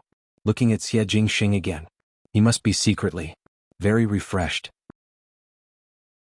Chapter 830. Shen Qiu fiercely praised Xie Jingxing in front of Prince Rue, and when an ordinary person was mercilessly criticized, their face would not look good. Prince Rue was wearing a mask so that people could not see his face clearly. However, everyone could clearly see that the corner of his mouth was slightly raised and his voice was very gentle and polite. The most important thing was that his eyes could not lie. In Prince Rue's eyes there was actually some joy. Pleasure? Shen Qiuji spoke till his mouth was dry, but not only did he not see Prince Rue revealing an embarrassed expression, instead he seemed to be in agreement. So to speak, it is indeed a pity. Shen Qiu was very dispirited and became more vigilant towards this Prince Rue. But Luo Shuiyan was very satisfied. She was not as childish as Shen Qiu and was not as picky as Shen Xan. Looking at Prince Rue, she was not angry at Shen Qiu's nonsense. People would always judge if a person was good or not, but Luo Shuiyan had been with Prince Rue for a short period of time and felt that Prince Rue was not bad. He looked very handsome and refined, but his words were not bashful or pretentious. There was a kind of sloppy heroism about him that made people have a good impression of him. It was said that the more a mother-in-law looked at her son-in-law, the more satisfied she became. In Luo Shuiyan's mind, Prince Rue quickly took the lead. In Luo Shuiyan's heart, he was more steady than Su Mingfeng, more straightforward than the crown prince, more magnanimous than Feng Zixian, and more than Luo Ling. Luo Ling was one of them, so there was no need to talk about it. Not only was Luo Shuiyan satisfied with Prince Rue, Luo Tan was also very satisfied with her own brother-in-law. Her mind was filled with strange things and asked Prince Rue a lot of novel information about the Great Liang. This Prince Rue did not have much patience with Emperor Wen Hui during the tribute banquet, and when he wanted to leave he would leave, but when he wanted to stay he would answer Luo Tan's questions. Previously Luo Tan remembered Prince Rue saving Xin Miao's life, and at this moment the more she looked, the more she felt that only Prince Rue was worthy of Xin Miao. She said, "I see that brother-in-law and Biao youngest sister are extremely compatible. With Biao youngest sister's temperament, only brother-in-law's good interest can cover it." As soon as the two words brother-in-law came out, the room fell silent. Prince Rue was after all a relative of the imperial family, and in comparison, Luo Tan's identity was not worth mentioning. Luo Tan was naturally carefree and did not realize what she had said, but Luo Shuiyan and Shen Xan subconsciously looked at Prince Rue's reaction. Prince Rue's lips slightly hooked up and readily accepted, "Many thanks to Biao older sister's kindness." "Cousin?" Shen Qiu was flustered and exasperated. "Who is your Biao older sister? Don't shout." "Brother Qiu, what are you talking about?" Luo Tan glared at him and said with a smile, "Well, I'm younger than you. It's weird for you to call me cousin. You'd better call me Cousin Luo." Shen Qiu stared angrily at Prince Rue. This person relied on his good skin and his status to attract females everywhere. Luo Shuiyan and Luo Tan had been tricked by this person. Luo Ling looked at the chaotic situation in front of him and felt that it was somewhat funny, but as he laughed and laughed, he thought of something and could no longer laugh. He looked at Xin Miao with a bitter expression. Xin Miao was thinking about Luo Tan's words just now and her heart was somewhat inconceivable. What kind of wrong impression did Luo Tan have of Xie Jingxing that she actually felt that Xie Jingxing was a person with a good temperament? She did not know that in the beginning Xie Jingxing was also threatening and ridiculing, and every time she interacted with him, it was like walking on a tightrope, and one was unable to grasp the other party's thoughts. If Luo Tan saw Xie Jingxing's actions of silencing people without batting an eyelid, one feared that she would not be able to say those words anymore. Shen Xan saw that Luo Shuiyan and Prince Rue were talking more and more intimately, and his heart did not feel good. He deliberately coughed twice and forcefully interrupted their conversation before asking Prince Rue dryly, "Did you not say that you came over to deliver the wedding dress? What? Now you feel that our Shen family's tea is good and deliberately came over to drink?" Chapter 831. Luo Shuiyan heard that his words were not pleasant to hear and glared at Shen Xan before turning her head to Prince Rue and spoke in a gentle tone that she had not used to Shen Xan for decades. "Jingxing, did you specially come over today to deliver the wedding dress to Jiao Jiao?" The marriage bestowing imperial edict came in a rush, and I think that Jiao Jiao would not have time to embroider her own wedding dress. Coincidentally, when I first came to the Ding capital, imperial older brother let me bring along the best seamstress and tailor in the Great Liang. If one were to meet a young lady that one likes, one must give her the best wedding dress in the world when one marries her back. His smile was shallow and his pair of eyes were as gentle as spring. The wedding dress is already done and had been done for 3 months. Now it is brought over for foreign to take a look. 3 months? Shen Miao was surprised for a moment and suddenly remembered that a few days ago when Xie Jingxing hugged her and said that he wanted to measure the dress. Now that the wedding dress was made 3 months ago, one feared that he already knew her measurements at that time, so why the need to do so much? Sure enough, he was just spouting nonsense again. She actually believed it and was taken advantage of. Thinking of this, Shen Miao glared at him angrily. Xie Jingxing smiled gently. This little action was seen by Luo Shuiyan and her heart became happier. Now this marriage could not be changed even if one wanted to, thus she could only find ways to comfort herself. Who knew that when she saw Prince Rui today, she felt that this person was not bad and felt much more gratified. Now looking at the actions of these two people, it was not like children playing around. Her own daughter always put on the airs of an old person and did not have the naivety of a young female. But in front of this Prince Rui she showed the side of a young female, and that Prince Rui seemed to dote on Shen Miao a lot. Perhaps this marriage was a match made in heaven. In Luo Shuiyan's heart, Prince Rui was at least 1,000 times higher than Fu Xiuyi. Just as she was thinking, Shin Qiu cried out at the side, 3 months? It was obvious that the marriage bestowing imperial edict was just passed down not long ago. You are clearly lying. Could it be that you have foresight and knew 3 months ago that you want to marry younger sister? Moreover, how do you know younger sister's measurements? To take an unsuitable wedding dress, no matter how good it looks, younger sister would not wear it. Shen Miao also looked at Xie Jingxing as she also wanted to hear how Xie Jingxing would deal with Shin Qiu's question. Xie Jingxing was indeed an expert and only said, 3 months ago I met Jiao Jiao on the streets by chance. At that time I caught a glimpse of her and made up my mind to not marry other than Jiao Jiao. Imperial older brother only told me to send the wedding dress to my beloved young lady but did not say that I can only send it after marrying. I might as well marry her in the end. When he finished speaking, his voice was incomparably cheerful. He only glanced at Shin Qiu, but it was full of provocation. Shin Qiu was not Xie Jingxing's opponent when it came to talking. These words were beautifully said by Xie Jingxing, but he himself did not gain any benefits. As for the size, Xie Jingxing smiled, if you have the heart to look for it, you'll definitely find it. He gestured for Tai Yi to come forward, and Tai Yi trotted out of the room. After a while he came back with a huge box and placed it on the table. The box was quite big and seemed to be made of fragrant wood. A faint fragrance of pear blossoms wafted out from it, refreshing the mind. Everyone involuntarily gathered around the table, thinking that the wedding dress would most likely be inside. Even though Shen Miao was usually calm, there was some anticipation in her heart. In the previous lifetime, the wedding dress was embroidered by her, so she was especially attentive to Fu Xiuyi's wedding. She also wanted to have a splendid and gorgeous wedding. After all, the most beautiful moment of a female's life seemed to be the moment when she was the bride. But at that time Fu Xiuyi was still concealing his incompetence and requested for it to be simple and the wedding should not be publicized. Thus she could only put away her thoughts of wanting to be gorgeous and embroidered the wedding dress in a simple style with plain patterns. Chapter 832. But after all, she was a female that was full of yearning for the future and was very fond of beauty. Thus she thought of an idea and used dark red silk to embroider the twin lotus flowers on the outside of the red dress. She also embroidered some peach blossoms on the inside of the dress. Because the dress was inside the outer garment, others could not see it. The twin lotus flowers on the red dress was also embroidered with red silk so ordinary people would not be able to see it. The entire dress was of a plain and simple style. But her heart was very proud of her little trick. She thought that after the nuptial chamber at night, when husband and wife whisper to each other, she would let Fu Xiuyi guess and see if Fu Xiuyi could guess the pattern on the wedding dress. Fu Xiuyi would eventually see her clever and dexterous side and slowly fall in love with her.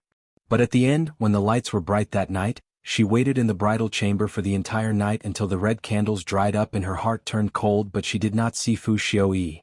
In the morning of the second day she was informed that Fu Xiuyi was drunk last night and stayed the night in the study.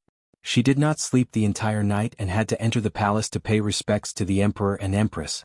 In a daze she made a fool of herself and made Fu Xiuyi indignant. After giving her the cold shoulder for 2 to 3 months, Fu Xiuyi finally touched her. That wedding dress was the beginning of her pain. From the grievances of that night of marriage, her countless grievances started to cover the sky and cover the earth.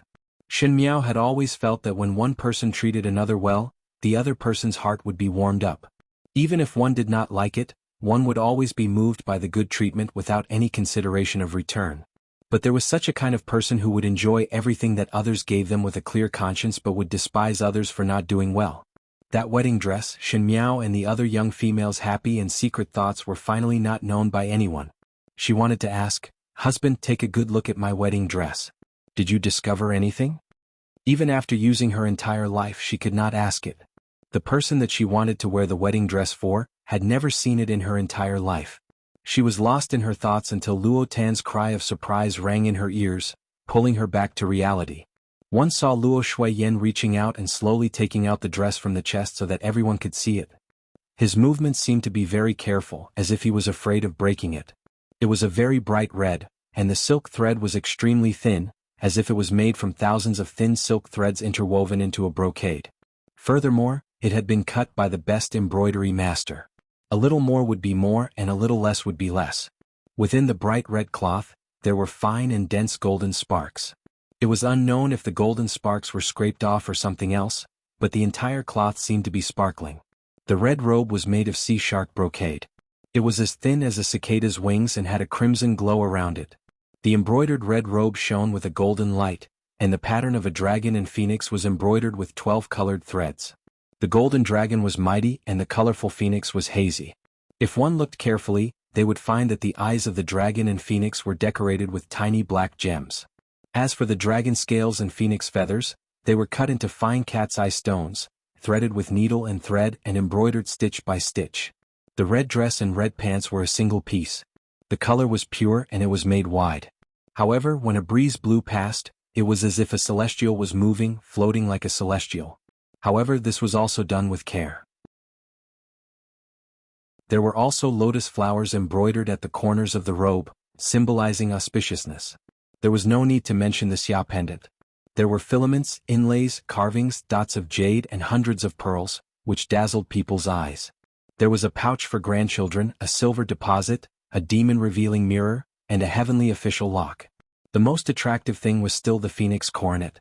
The golden collar of the coronet was decorated with a ring of jewels. The edges were inlaid with gold bars, and the center was inlaid with 12 gems. Each gem was decorated with 6 pearls, and the gems were separated by flower beads. There were 6 fans, and each fan was decorated with a golden dragon, 2 jeweled flowers, 3 flower beads, and a string of beads hanging from the sides. Shen Qiu even foolishly counted. There were 100 colorful gems on the entire phoenix coronet, and countless red gems adorned the phoenix's eyes. Chapter 833. Luo Shuiyan held the heavy phoenix coronet in her hands. She had an indescribable feeling in her heart. Even if Prince Rue was putting on an act, it was really too unexpected for him to be able to do this. This phoenix coronet was the dream of all the females in Mingqi and was not inferior to the Empress phoenix coronet. She anxiously said, "Jing Xing, isn't it a bit inappropriate for Jiao Jiao to wear this phoenix coronet?" The animal on the crown was a phoenix. The phoenix was the king of all birds. Only the queen or the princess could wear it. Even though Shen Miao married Prince Rue and was Prince Rue's consort, she was not at the level of a princess. The crown should be decorated with colorful pheasants. Prince Rue smiled, "Foreign, rest assured. Imperial older brother knows about this phoenix crown. There are only 2 brothers in our great Liang imperial family. If Jiao Jiao marries into the imperial family, she will only be a member of the imperial family, nothing more than a phoenix. She can bear the responsibility." Shen Xen looked at Prince Rue thoughtfully. Luo Shuiyan still wanted to say something when she heard Luo Tan call out, "Such beautiful embroidered shoes." Luo Tan carefully took out an embroidered shoe from the bottom of the chest and held it in her palm. The embroidered shoes were very small, and they were also red. However, there were small phoenixes embroidered on the shoes. The shoes were small, so it was very difficult to embroider an entire phoenix, not to mention that the phoenix feathers were decorated with tiny gems. However, there was also a pattern on the soles of the shoes. There was also a lotus flower spreading out, implying that every step would bring forth a lotus. At the very top of the shoe were 2 round and large South Sea mermaid pearls. Shen Miao was slightly stunned when she saw it. Southern Sea mermaid pearls were very precious. Because the fishermen could only collect the pearls in the shallow waters, it was not easy to find the pearls in the deep waters. Only the most skillful pearl divers could go to the slightly deeper waters. Even so, it was not easy to find such pearls. Shen Miao remembered that the most favored consort Su Xian only had one and wore it on her head every day to show that she was different. What he didn't know was that there were 2 of them right in front of him, and they were even casually placed under his feet. If Su Xinfei knew about it, she wouldn't be so angry. Shen Xan was silent for a moment before slowly saying, "You are considerate. This kind of extravagance and such an exquisite wedding dress could be said to be unique in the entire Mingqi. Prince Rui did not need to do this. But he did it. No matter what, when Shen Miao got married, she would not get ridicule but envy." Prince Rui smiled, "As long as Jiao Jiao is happy." Shen Miao's heart moved. Looking at that exquisite and beautiful phoenix coronet and that enchanting red embroidered shoes, she thought that if this kind of clothing was worn on her body, it would definitely be extremely impressive. She had never worn such gorgeous clothes in her previous life. In her previous life, when she married Fu Xiuyi was still young and simple was her daily habit. Later on, when Fu Xiuyi ascended to the throne, she became a hostage of the Qin state, not to mention any gorgeous clothes. By the time she returned, there was already a beautiful and intelligent Mei Foran in the palace. Compared to Mei Foran, she was asking for trouble. Then, as the Empress, she had to dress in a dignified and elegant manner. She had to wear an old-fashioned color and a formal style. She was obviously a young female, but compared to Mei Foran, she seemed to be much older than Mei Foran. Thinking about it, her young female period seemed to have completely ended on the night she married Fu Xiuyi. What followed was painful and forced growth. Was Xie Jingxing sent by the heavens to let her complete the long-cherished wish of her previous life? Shen Miao laughed in her heart. It seemed that some of her regrets Xie Jingxing had unknowingly helped her to fill them up completely. Perhaps this was also a kind of fate. After the wedding dress, even the picky Xinqiu had nothing to say. Chapter 834. In all fairness, if it was Xinqiu, he would not be able to make such an exquisite and expensive wedding dress. Even though he would wholeheartedly give everything that he had to his beloved young lady, but if he could not do it, he would not be able to do it. Prince Rui was able to do it because he was Prince Rui. That was all. Xinqiu could not help but look at Shen Miao. If Shen Miao followed such a person, it would be a life of glory and splendor. If this Prince Rui's temperament was really as good as today, then Shen Miao's life would be worth it. After talking for a while, Luo Shuiyan warmly invited Prince Rui to stay for a meal.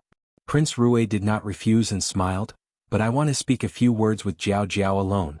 One do not know if Foreign will allow it?" Shen Qiu immediately became alert. "What do you want to speak to, younger sister?" "It is the same to speak to me. Come, let us go to the courtyard to exchange pointers." Luo Shuiyan pulled Shen Qiu's ear to one side and said, "What nonsense are you talking about? How can Prince Rui spar with a boorish person like you?" Looking at Prince Rui again, her eyes were filled with smiles. "Then let Jiao Jiao bring you into the room to speak. Do not speak for too long. It will be time to eat in a while." Shen Miao, Shen Qiu, "Mother, do you still remember who is your biological son?" The more Luo Shuiyan looked, the more she felt that Prince Rui was not bad. A dignified prince of the Great Liang to want to speak with Shen Miao, he had to specially ask for her opinion. It could be seen that he was one who understood etiquette. Luo Shuiyan was also thinking of letting Shen Miao and Prince Rui stay longer. Just now she had seen the little movements in the eyes of both of them. Females knew best what females were thinking in their hearts. Shen Miao's appearance clearly showed some interest in Prince Rui. Why did she not see her glaring at Luo Ling, Su Mingfeng and Feng Zixian?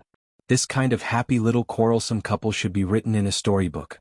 Luo Shuiyan happily went to instruct the kitchen.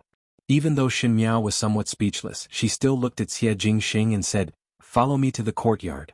Shen Qiu also wanted to follow, but Shen Miao turned her head and said, "Eldest brother, you should not go." Shen Qiu's eyes widened in disbelief. "Younger sister." "Cousin Qiu." Luo Tan tugged at the corner of his clothes, a young couple whispering, "What is a grown man eavesdropping for?" She looked at the absent-minded Luo Ling. "If you want to compare notes, then look for older brother Ling." Luo Ling recovered to his senses and smiled bitterly but still said, "If Biao older brother wants to exchange pointers, I will naturally accompany." This was the first time Shen Qiu was rejected by all the women in the room and he felt extremely wronged. As Shen Miao's future husband, he naturally had to test him properly. How could he just because of flowery words and a face that could not be seen clearly deceived females into having good relations with him? Women were indeed easy to deceive. He looked at Shen Xen and said unhappily, "Father, are we just going to let that brat off like this?" Shen Xen lowered his head and no one knew what he was thinking about.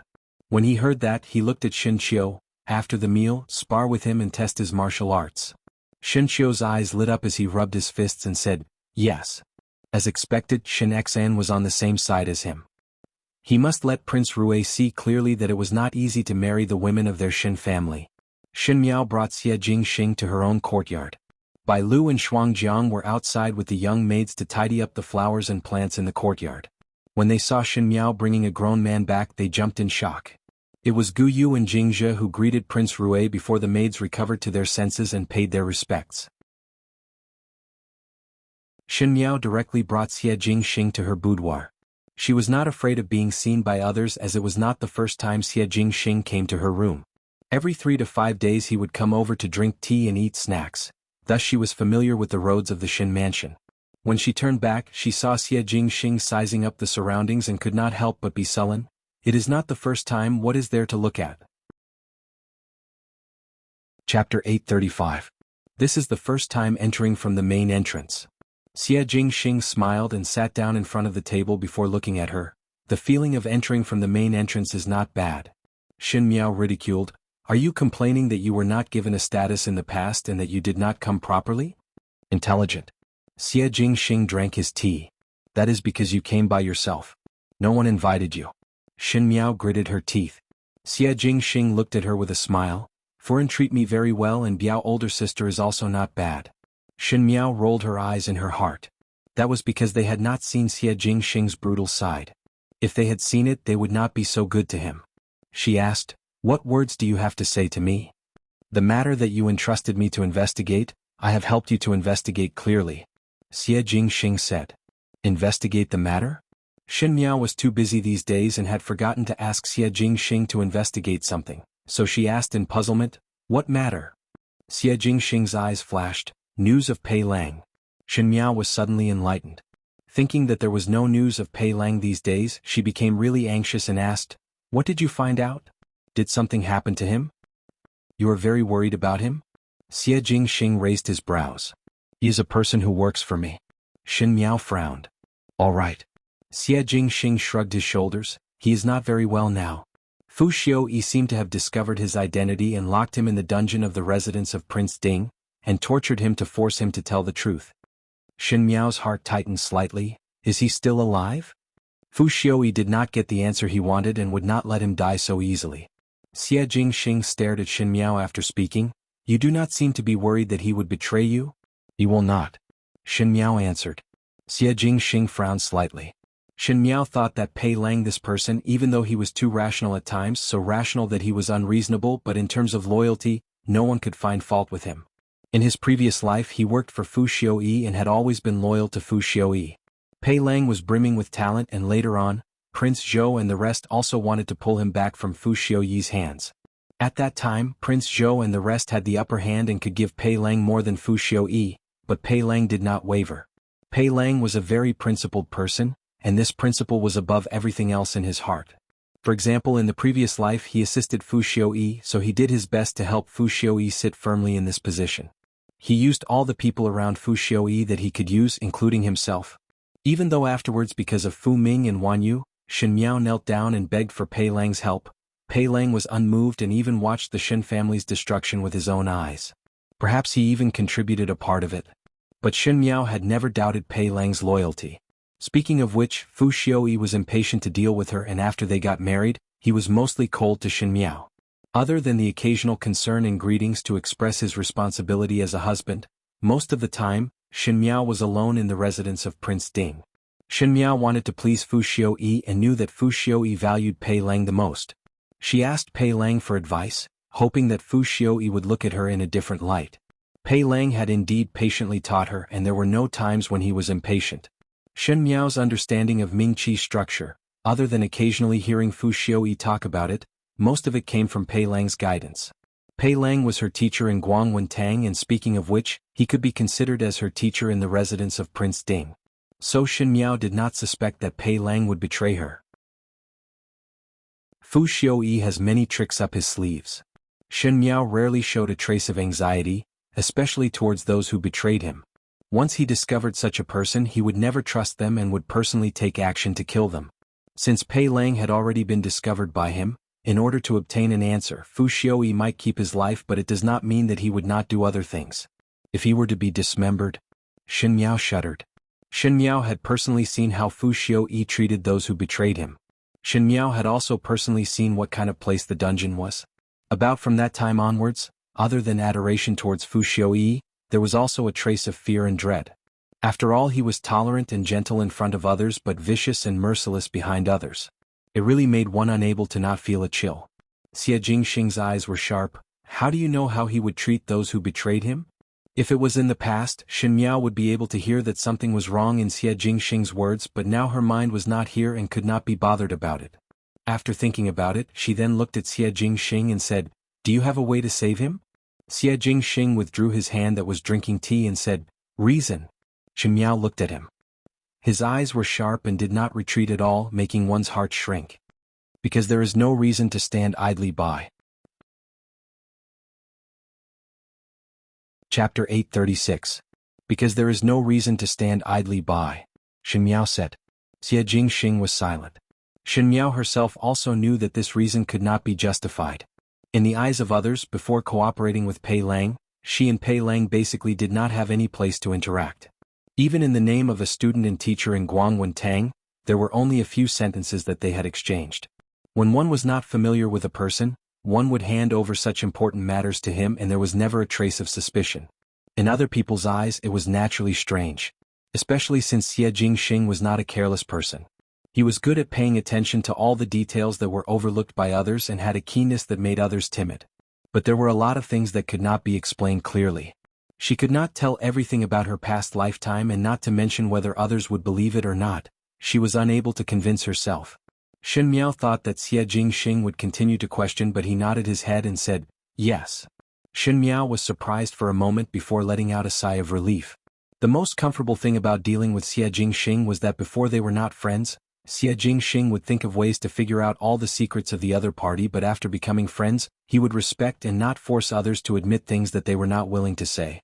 Of course, perhaps he would be able to figure it out through his own methods. But Xie Jingxing muttered to himself, "There are many guards in the residence of Prince Ding, and it is not that simple to save someone under Fu Xiuyi's eyes." Shen Miao's heart moved. "You want to take action personally? Otherwise." One could not hear any joy or anger in his tone, but there was an inexplicable meaning. "I would not dare to make any mistake to the person that you personally seek help for." Shen Miao looked at him hesitantly. With Xie Jingxing's identity, it was enough of a headache just because of Princess Rong Xian and Su Mingfeng, but these two people at least had a trace of affection with Xie Jingxing, but forget about Fu Xiuyi. If Fu Xiuyi knew of Xie Jingxing's identity and did not take the opportunity to create some trouble, then Shen Miao would have known him for so many years in vain. "Be careful." Shen Miao said, "I do not want to become a widow after entering the door." Xie Jingxing said, "How can you curse yourself like this?" He then smiled ambiguously, "Do not worry. One will not become a widow." Shen Miao. Forget it.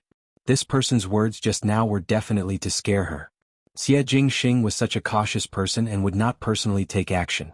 She was thinking too much. After talking for a while, Luo Shuiyan's maid came over to urge them to eat. Shen Miao and Xie Jingxing walked out and the meal was extremely harmonious. In the past, Xie Jingxing could even coax the unreasonable Princess Rong Xian to be happy, much less the candid Luo Shuiyan. He was knowledgeable and his words were polite, so that even Luo Ling Luo could not help but be attracted to his. Shen Xian, who was such a picky person, was also speechless, but Shen Qiu remembered what Shen Xian said to him in the afternoon, that he and Prince Rui should exchange pointers.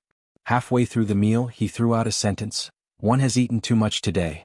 Brother-in-law, later accompany eldest brother to exchange pointers. It is not possible to be cooped up in the room all day. We men should exercise our muscles and bones." Shin shin shin shin comma shin shin shin shin shin shin he shin comma shin to. "Want mother to exchange pointers with you?" "Mother," Shin Qiu said with grievance, "you should not meddle in the matters of us young people." He then looked at Prince Rui and suddenly thought of something. "Oh, almost forgot to ask. Does brother-in-law know martial arts?" "Know a little." Xie Jingxing smiled as he looked at him. Shin Qiu said seriously, "That is good. After all, one is from the imperial family, one think that the martial arts master that was invited would not be bad. Do not worry, eldest brother will definitely give in to you." But eldest brother is a person who had stayed in the army and would always spar with that group of soldiers and would not be able to control his strength. If one is not careful. He cupped his hands, hoped that brother-in-law can understand. Chapter 837. He kept on calling out eldest brother and brother-in-law intimately, and his words seemed to be filled with guilt, but looking at that expression and tone, no matter how one looked at it, it was filled with excitement. She felt that if it was not for the fact that the meal was not finished, she would immediately pull Prince Rue to the training grounds to spar. Luo Tan and Luo Ling were watching from the sidelines. Luo Tan was thinking that she was also very curious about the extent of Prince Rue's martial arts. The common people knew very little about Prince Rue of the Great Liang and previously only knew that the imperial family of the Great Liang were all beautiful, and this Prince Rue was no exception. But the rest was very mysterious, and no one had specifically mentioned about his martial arts, so one think that he should not be outstanding. But Luo Tan believed in her own intuition. Last time when she went to the residence of Prince Rue to seek help, she felt that Prince Rue was a very powerful person. Shen Qiu going up against Prince Rue, what was the situation? Luo Tan had always been a person who would not mind the matter getting bigger and treated it as an onlooker. Luo Shuiyan was so angry that she could not wait to beat Shen Qiu up, but with Prince Rue here, she had to maintain her good demeanor as the mistress. She could only look at Shen Xen and said in a threatening tone, "You do not care?" Who knew that Shen Xen, who had always been obedient to Luo Shuiyan, did not even bat an eyelid and swallowed a mouthful of food before saying with an unconcerned attitude, "Care about what? Young people's matters, let them solve it themselves." Shen Miao could see it in a moment. How would Shen Qiu have such guts to repeatedly challenge Luo Shuiyan's patience? It was obvious that Shen Xian was supporting him from behind. Shen Xian wanted to test Xie Jingxing's martial arts? Shen Miao looked up at Xie Jingxing beside her and seemed to have noticed her gaze. Xie Jingxing turned his head and his lips hooked up. How could this person have such ability to send a wedding dress and also cause a complete mess? Shen Miao really admired him. With Shen Xian's approval, if Luo Shuiyan were to obstruct it this time, it would seem that she was unreasonable. Thus after the meal, Shen Qiu could not wait to pull Xie Jingxing to the open space in the Shen Mansion's courtyard. Luo Shuiyan was afraid that something would happen and could only follow. Naturally Shen Xen wanted to watch, and Luo Tan pulled Luo Ling along to watch the bustle. Shen Miao had to go even if she did not want to. As a result, the courtyard was surrounded by people as if they were here to watch the duel. Luo Shuiyan warned Shen Qiu openly and secretly not to let anything happen and to be gentler in his actions. Prince Rue was a scholar and the children of the imperial family had not suffered before, so one must not use the barbaric attitude towards him like how one would treat a soldier's younger brother and not scare him. Shen Qiu's words went in one ear and out the other and excitedly instructed his men to carry a row of weapons and asked, "Which one does brother-in-law want? Choose first." He spoke in an extremely magnanimous manner. Then he looked at the weapons he took out.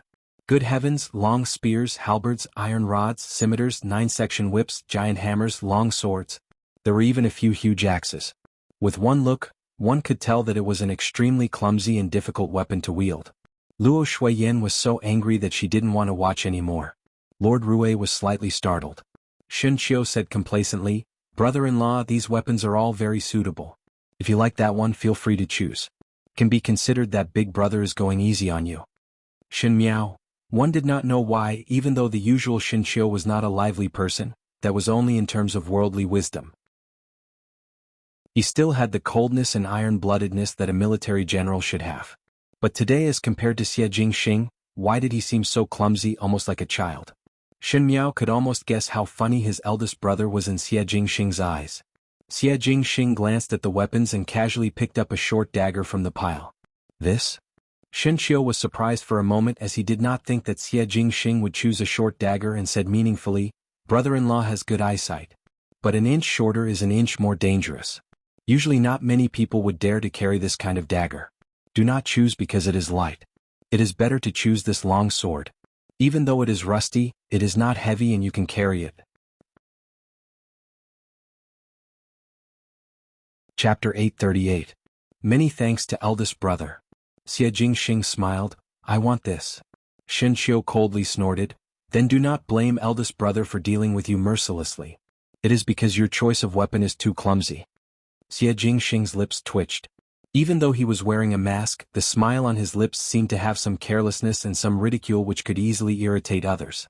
Shen Qiu immediately picked up a long spear and pointed it at Xie Jingxing. Luo Shuiyan covered her face.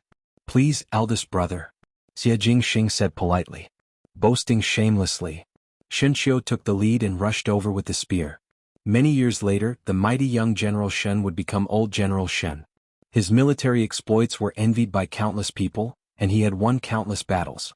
He was known as the god of war and was respected and worshipped by all martial artists. But he still remembered this warm afternoon. This would become a memory that he would never be able to erase for countless years to come, and it would be a humiliation. Everyone did not see clearly what was going on. Shen Qiu carried the spear and rushed over, and both of them were in a mess, but very quickly they separated again. Shen Qiu's spear fell to the ground and Prince Rui's fingers held the dagger firmly on Shen Qiu's neck.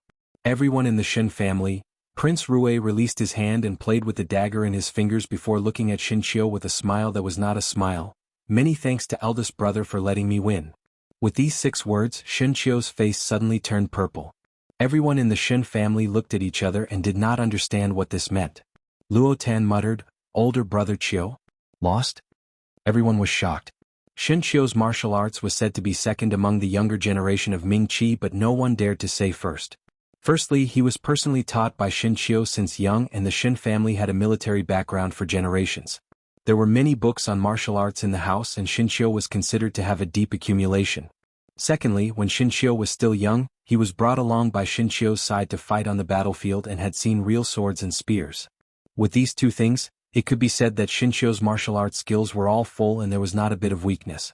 But Shen Qiu's spear was actually picked up by Prince Rui, and Prince Rui's dagger was still on Shen Qiu's neck. No matter how one looked at it, Shen Qiu did not have anything left. Shen Qiu gritted his teeth and his heart was unwilling, but he had to say, "Willing to bet, one must be willing to lose." Luo Tan was the first to clap. "Brother-in-law is so powerful. To be able to beat my older brother Qiu, you are the number 1 in Ming Qi." Luo Tan quickly covered Luo Tan Luo's mouth. "Shen Yuer Biao Biao Yen." Luo Shen Shen's Qiu Xing said. "Brother are Yen Yen Yen Tian Tian Tian Tian Tian Tian Yen Shen Shen." He looked at Luo Shui Yen uneasily, thinking that her son had lost to an outsider. Luo Shui Yen would definitely not feel comfortable in her heart. Who knew that when he looked back he saw that Luo Shui Yen had already walked quickly to Prince Rui's side and said, "Jing Xing, your martial arts is that good?" "I am, Yen, Yang, I Yen Young Tian, I brother is Yen. Not. Young person should not. Person. Luo Shui Yen said, "If one has the ability to be proud, then one should be proud. This is how a young person should be." Shen Miao silently said in her heart. Xie Jingxing was already the most prideful person in the world. If one were to let him be more prideful, he would be able to ascend to the heavens. In this meal, both the host and guest were happy. Luo Shui Yen and Luo Tan asked Xie Jingxing a lot of questions about martial arts. Xie Jingxing's humble attitude was just right, and he seemed to know everything, which made Luo Shui Yen pleasantly surprised. After Xie Jingxing left, everyone dispersed and Luo Shui Yen was still nagging, "Prince Rui, this child looks not bad. Not to mention his identity, just based on his courage, insight, looks and character, he is one of the best in the world." Chapter 839. Who can see what he looks like when he is wearing a mask? Shen Qiu said, "Mother is too biased. What if he has a scar on his face and is very ugly? Moreover, how can one see one's character? He does not look like much to me." "What do you know?" Luo Shui Yen said, "Even though I can't see this child's face, I can see that his bearing is not bad. Even if his face is not that good, his bearing can make up for the shortcomings of his face. Moreover, the bridges that I have walked are more than the roads that you have walked. One can see one's character just by looking at the person's eyes, and it is not something that can be faked." Shen Qiu's lips twitched. "Just biased. Shen Qiu, that is enough for you today." Luo Shui Yen swept a glance at him and thought of the previous matter and suddenly got angry. "What intentions do you have to go against others at every turn? If you have the time to be jealous of others, why not train your martial arts? Just a few moves in the other's hands and the knife is already on your neck. Do you still have any face?" Shen Qiu quickly said, "I know, mother. I will go and find father to train martial arts now. Immediately. As he spoke, he ran away like a wisp of smoke. Luo Shui Yen looked at the wooden box on the table. Inside was Shen Miao's wedding dress and thought that such an expensive dress should be locked up before she could be assured. She lifted the box and planned to personally place it in the storeroom, but saw that there seemed to be another layer on the cover of the box. Suspicions rose in her heart, and when she opened the layer, a small booklet that was wrapped in a red cloth suddenly fell out. At the other end, Shen Qiu was talking to Shen Xian. "Father, that Prince Rue definitely trained in martial arts for more than a few years. From the looks of it, he should have started training since he was young. Otherwise it would be impossible to determine victory or defeat with just a few moves." Shen Qiu thought about it and said, "Moreover, his moves are very ruthless and not inferior to those small soldiers. It is reasonable to say that a child of the imperial family need not be like that." Finishing, he said hatefully, "This time it was me who took it lightly. The next time I come, I will definitely beat him up till he has a whole new level of respect for me." Shen Xan waved his hands and said, "Enough. You are not his opponent." "Father." Shen Qiu turned pale with fright. "You won't look down on me because of my one mistake, right? I really let my guard down this time. Who would have thought that a fair-skinned scholar like him was actually hiding his true strength? Are these the only things that are hidden?" Shen Xen interrupted him with a complicated expression on his face. "Father?" Shen Qiu was puzzled. "What do you mean? Could it be that he's hiding something from us? Is he a bad person? All right, you can go out." Shen Xen said, "Don't let your imagination run wild and properly practice your martial arts." Shen Qiu. He had only been defeated once, but why did he seem to have become a weak scholar? Shen Qiu angrily left. From today onwards, he planned to go to the school grounds every day to compete in martial arts.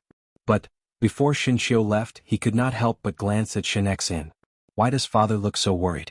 Shen Xen was indeed very worried, and this worry was gradually magnified in his heart to the point that it could not be concealed. He wanted to do something to divert his attention, but the more he did so, the more stubborn he thought about this matter in his mind. But he could not say it to anyone else. If he were to say it to others, one did not know how big of a change it would cause.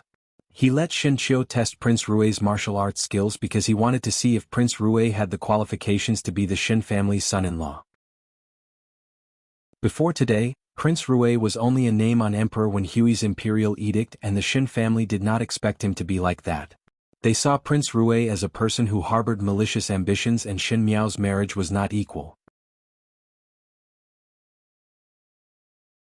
Chapter 840. But today, seeing Luo Shuiyan and Prince Rue chatting happily, Shen Xan understood his wife the best, and Luo Shuiyan was very satisfied with Prince Rue.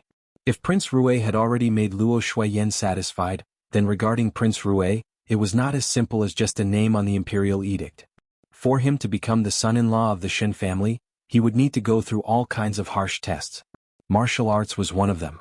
One did not need his martial arts to be unrivaled, but he must be able to protect Shen Miao's safety. As a woman's husband, if his wife was in danger, at least he would be able to protect her safety. Shen Xan was thinking like this and did not expect that in this competition, there would be some knack to it. The few juniors could not see it clearly, but he and Luo Shuiyan could see it clearly. Especially Shen Xan, he could even see the moves that both of them used when they were confronting each other. Shen Xan had seen Prince Rue's dagger choking technique used by someone before. Xiading. The Shen family and Xia family's political differences were passed down for generations. The Shen family paid particular attention to the rules of war, but the Xia family's requirement was to win by surprise and not play the cards according to common sense. The ancestors had fought for many years, and when it reached Shen Xian's generation, it was almost a natural habit. As for why the two aristocratic families became enemies, one did not know. The person who understood you the most was not a friend but an enemy. This saying was not false. Ever since Shen Xian was young, he had been secretly competing with Xia Ding. The Shen family had the Shen family spear, and the spear dance was proper and murderous. The Xia family did not have the Xia family spear, but Xia Ding's dagger choking technique was something that others could not envy. It was most suitable to assassinate the enemy's general. Think about it, when one was fighting fiercely with the enemy on horseback, a dagger would suddenly appear from the long spear and point it at the throat. How terrifying would that be? Relying on this move, Xia Ding was able to win every battle. Xia Ding did not pass this move to others and only passed it to his only son, Xia Jingxing. He did not even pass it to his two Shu sons. When Xia Jingxing was confronting others when he was young, he also used this move. At that time, Shen Xan coincidentally saw this scene and was surprised that Xia Jingxing was able to use this move to the point of perfection at such a young age. He even slightly modified Xia Ding's choking technique to make it more ruthless. And today, when Prince Rue and Shen Qiu confronted each other, he used this move. Or it could be said that it was a move that was modified by Xia Jingxing. The angle was not the slightest bit off, but one did not know if it was intentional, but it was used slower than before, simply to let Shen Xian see it clearly. Shen Xian was unable to conceal the shock he felt when he saw it. Other than using silence to conceal it, he did not know what to think. Xie Jingxing was already dead. He died on the battlefield of the northern borderline 2 years ago. But how would Prince Rui of the Great Liang know that Xie Jingxing used a dagger to strangle his throat, especially when it was the exact same action? Between people, even if they did the same thing, the same trick, there would be a little bit of difference. But Prince Rui's and Xie Jingxing's figures at that moment in Shen Xian's eyes actually overlapped with each other, and there was no difference at all. Thus a strange thought emerged. Could Prince Rui be Xie Jingxing? Xie Jingxing was already dead. On one hand, Shen Xian felt that his idea was inconceivable and ridiculous, but on the other hand he couldn't help but think about it. He even felt that when Prince Rui was competing with Shen Qiu, his movements were so slow, and it was simply to let him see it clearly. Could it be that Prince Rui wanted him to see this fact clearly? Shen Qiu's heart was bewildered, but it was not good to say it to others. He thought that it would be better to investigate first and let things be clearer before looking at it. Chapter 841. After all, he was not willing to see Shen Miao get injured. And if Prince Rui was Xie Jingxing, then the entanglement involved would not be that simple. The days passed by, and in a blink of an eye, it was only a few days away from the end of the year. For an ordinary person, the days at the end of the year were the happiest. Because it was the end of the year, one had to treat themselves better. Eat well, drink well, and play well. Every day was joyous. The joyous days were short, thus one would feel that they were living at a disadvantage. But for Pei Lang, the days were like a death by 1,000 cuts. Every day it would roll around his body, torturing and grinding off a small piece of flesh, and then continue on the second day. Sometimes one could not wait to die a quick death tomorrow, as it was better than such a long torment. He did not know how long he had been locked up in the dungeon of Prince Ding's residence. Other than the guards who tortured him, even Fu Xiui did not come. The daily torment made him suffer, and his 2 legs were already dripping with blood and sweat. One heard that after today his kneecaps would be gouged out. After gouging out his kneecaps, he could only kneel and wait for others for the rest of his life. For a proud and arrogant person like Pei Lang, it was undoubtedly a lifetime nightmare. Fu Xiui was indeed well aware of the weakness of human nature. A young person who was in the prime of his life with a belly full of knowledge and a bright future would have to kneel and live from now on. Even if he were to see the light of day one day, his entire life would be completely ruined, and one feared that it would be a life worse than death. What was strange was that even at this time, Pei Lang did not intend to betray Shen Miao. Even though his rationality kept persuading him to say it out. After saying it out, everything would be free. Even if it was death, it was better than to continue endlessly like this. He and Shen Miao were not considered as friends, but it was Shen Miao who used Lu Ying to threaten him, and he had no choice but to do things for Shen Miao. Even though Shen Miao, this person, was fierce every time, she would never lay her hands on innocent people. Even if he really betrayed her, Shen Miao would never vent her anger on the innocent Lu Ying. After all, this kind of torture was just too painful. Even though his rationality was thinking like this, but every time he was about to open his mouth, he would close it at the last moment. It was as if he said it out, he would have committed a heinous crime. Pei Lang thought, could it be that he owed Shen Miao a huge debt in his previous life? He was actually willing to suffer for her sake. It was just that, after so long, no one had come to save him. Pei Lang was somewhat disappointed in his heart. Most likely Shen Miao had forgotten about him, or perhaps in her game of chess, sacrificing an insignificant chess piece was not enough to be taken to heart. Just as he was thinking, he suddenly heard a commotion outside.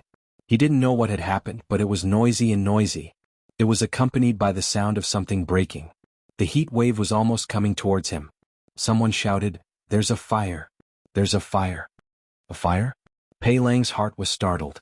This was Fu Xiuyi's dungeon, and on normal days, only Fu Xiuyi's trusted aides and guards would come to the dungeon and no one else would come. Due to the strict surveillance, they couldn't afford to make any mistakes. But he didn't expect that there would be a fire here, and it would probably be extinguished very soon. But Pei Lang guessed wrongly this time. Not only was the fire not extinguished, it became bigger and bigger. There was even some black smoke that floated in, and the messy footsteps outside gradually became weaker, as if it was getting further and further away. Pei Lang's cell was the furthest away and the innermost cell. Others would not be able to see it on normal days, and it almost separated him here. When the fire came, Pei Lang's cell would suffer. If there was a fire in front, the further in one went, the bigger the fire, separating the outside and the inside into 2 parts. The deeper one went, the more dangerous it was. Generally speaking, no one would dare to go in. Pei Lang would not do so, as no one in this world would risk their lives to save a condemned prisoner like him. Seeing the rolling heat wave, Pei Lang felt that the scene in front of him was familiar, as if he had seen it somewhere before, but there was a sense of relief in his heart. Let it be like this. It was also good to end like this. He had just closed his eyes when he heard an unfamiliar voice in front of him. "Hey, are you dead?" Pei Lang opened his eyes in surprise and saw a black-clothed person standing in front of him. This person's face was covered with a black veil and one could not see his face clearly, only revealing a pair of bright eyes. In such a fierce fire, there was no trace of panic at all. Seeing that Pei Lang did not answer, he seemed to be somewhat impatient and found a key from somewhere and directly opened the cell door. This person was actually here to save him. Pei Lang's heart actually gave birth to some disbelief, but with this attire and appearance, it was impossible for him to do anything else. But Pei Lang's heart moved. Why was this person's eyes so familiar? Chapter 842. Shen Miao lit up a lamp in the night and wanted to tidy up the books that Shen Xiu sent over during the day. Shen Xiu always felt that she liked to read, and these days, thinking that she was about to get married, he asked others to find a few books. Some of these books recorded some of the major events of the previous dynasty, while some were books about romance. Shen Miao planned to pick out the books and give them to Luo Tan and Feng and Ning. Those books from the previous dynasty could be kept, as they might be of use in the future. Just as she was tidying up, she suddenly heard some movements outside the window. She was not used to having people serving her at night, and usually Jingzhi and Guyu would leave early, so they would definitely not appear at this time. Looking up at the window, there was no one. After thinking for a while, Shen Miao opened the door and walked to the courtyard to take a look. She was not afraid that it was a bad person. After all, there was still Song Yang in this courtyard. If it was a bad person, Song Yang would have already made his move. Who knew that when she walked to the courtyard, she saw a person standing under the tree. She was surprised for a moment before taking 2 steps forward with the lantern, and was shocked to discover that it was Xie Jingxing. Xie Jingxing did not wear his purple robes but changed into a black robe. When he was wearing purple robes, he was a noble gentleman, but when he was wearing black robes, there was an additional cold and austere aura. It was just that the lazy smile on his face was the same as before as he watched Shen Miao walk forward. Shen Miao felt that something was wrong with Xie Jingxing, but she could not tell what was wrong. She stood beside Xie Jingxing and asked, "Why are you standing here?" If it was in the past, Xie Jingxing would have entered the room without an invitation and went to her room to drink tea. Xie Jingxing's lips hooked up into a smile, and before Shen Miao could speak, Xie Jingxing suddenly fell towards her. Shen Miao subconsciously supported him but touched a large wet spot on his back. With the weak lantern light, she saw that it was a ghastly sight of large patches of blood. Because it was too cold outside in the winter, one's sense of smell was not very sensitive, and when Xie Jingxing fell on her body, she could smell a strong smell of blood. Shen Miao softly called out, "Song Yang."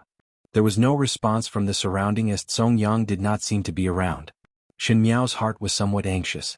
At this kind of anxious moment, Song Yang had to disappear at this time. She did not dare to alarm the others, so Xie Jingxing came rolling out of nowhere with an injury. She half dragged and half carried Xie Jingxing back to her room and let Xie Jingxing sleep on her couch. She then wanted to call a doctor over. Just as she was about to leave, Xie Jingxing seemed to be sober for a moment. Just to leave, Xie Jingxing seemed to wake up for a moment and said, "Meow." Xie Jingxing laboriously took out a medicine bottle from his bosom, and before Shen Miao could continue asking, he fainted again. Shen Miao made a decision in a short moment. There was still some hot water in the room that she used to wash her hands at night. She brought the hot water over and found a clean handkerchief to wet. After hesitating for a moment, she slowly untied Xie Jingxing's clothes. Under the light, the hot water, the young man's body was hot. The body was well built. Shen Miao's face was inexplicably hot, and she tried her best to move faster. Shindapul. Xie Jing Shen Miao would Xie face to Frode. Shen Miao Shen's face. Shen Miao Shen face to. Every time Shen Miao tugged, Xie Jingxing would frown slightly, as if he felt uncomfortable in his coma. Helpless, she could only find a pair of silver scissors, burn them with fire, and carefully cut open his clothes. It was not that Shen Miao had never seen a male's body before. Just take Fu Ming's for example, she had seen it many times, but this was different from facing Xie Jingxing. Especially at this moment, in order to protect Xie Jingxing, she did not even call Jingzhi Guyu and was alone in Xie Jingxing's clothes. Inevitably it was somewhat awkward. Chapter 843. But very quickly, the awkwardness on her face dissipated and was replaced by a dignified expression. There were many knife wounds on Xie Jingxing's body. These knife wounds were not deep, but there were a lot of them. Even though they were not fatal, Shen Miao knew that with so many knife wounds, just the blood loss alone would be enough to kill a person. At that moment she did not dare to be careless and immediately used a handkerchief dipped in hot water to wipe off the blood stains around Xie Jingxing and took out the medicinal powder from the medicine bottle and sprinkled it on. After searching for a long time and not finding a clean cloth, Shen Miao could only take out a new cloth that she made and bandage Xie Jingxing's wounds. Shen Miao had never bandaged anyone before, but she had seen how Shen Qiu's soldiers did it before, thus she followed suit. Even though it was somewhat ugly, at least the bleeding had stopped. She then took out a few pills to replenish qi and blood from the cabinet. Those were bought by Luo Tan, and it was said that a female's complexion would not be good during their menstruation, and eating this would make them look better. Even though Xie Jingxing was not on his menstruation, he had lost a lot of blood and this should be able to replenish it. Shen Miao crushed the pills and soaked them in hot water before feeding it to Xie Jingxing to drink. After finishing everything, the night was so deep that it was like a thick fog that could not be dispersed. Even the muttering of the animals could not be heard outside. Xie Jingxing was lying on her bed with his upper body naked, and his body was wrapped in 3 layers of Shen Miao's chest cloth. No matter how one looked at it, it was strange. Shen Miao's lips twitched and she planned to turn Xie Jingxing over and check if there were any other injuries on his body. Xie Jingxing's clothes were wet but his pants were dry, thus Shen Miao did not suspect that his waist and back were only injured. When she was turning Xie Jingxing, her hand inadvertently touched Xie Jingxing's thigh. Shen Miao was like being burned by fire and was about to retract her hand when she suddenly felt that something was not right. The skin under her hand was hard and was not as delicate as other uninjured skin. Instead it was like a thick layer of scab. Her heart moved and she subconsciously lifted Xie Jingxing's trousers and saw that in the depths of Xie Jingxing's lower abdomen, there was a terrible scar that was spreading inwards. This was different from the new scars that Xie Jingxing had added today. Although there were a lot of scars today, they were not deep, so they were not fatal. However, this one was twisted and turned, and the color of the wound was very heavy. It was clearly an old wound, but after so long, there was still such a deep scar. It was clear that the injury was deep enough to see the bone. It was a ghastly sight. When Xie Jingxing was in Mingqi, one did not hear that he was injured. Could it be that he was injured in the Great Liang? Shen Miao's heart was filled with suspicions, but she found out that there were other wounds. There were big and small wounds and every one of them was deep to the bone. Although the wound had already healed, people couldn't help but be flabbergasted. How did Xie Jingxing survive so many life and death tribulations? She did not discover that she had already touched Xie Jingxing's thigh and was about to touch downwards when the person on the bed gave a muffled grunt and grabbed her wrist. Shen Miao's face turned red as she thought that Xie Jingxing had woken up and misunderstood that she was taking advantage of him. She subconsciously looked at Xie Jingxing, but saw that Xie Jingxing's brows were tightly knitted and lips were pursed. Both his eyes had not opened and it seemed that he had not woken up. Shen Miao heaved a sigh of relief in her heart. Even though she still had doubts about those scars, she did not dare to touch further. Xie Jingxing's clothes were already torn by her, so Shen Miao could only take an outer garment that she made and put it on for Xie Jingxing to wear, covering him tightly. She was afraid that Xie Jingxing's wounds would not have a fever in the night, so she moved a stool and sat in front of the bed to guard.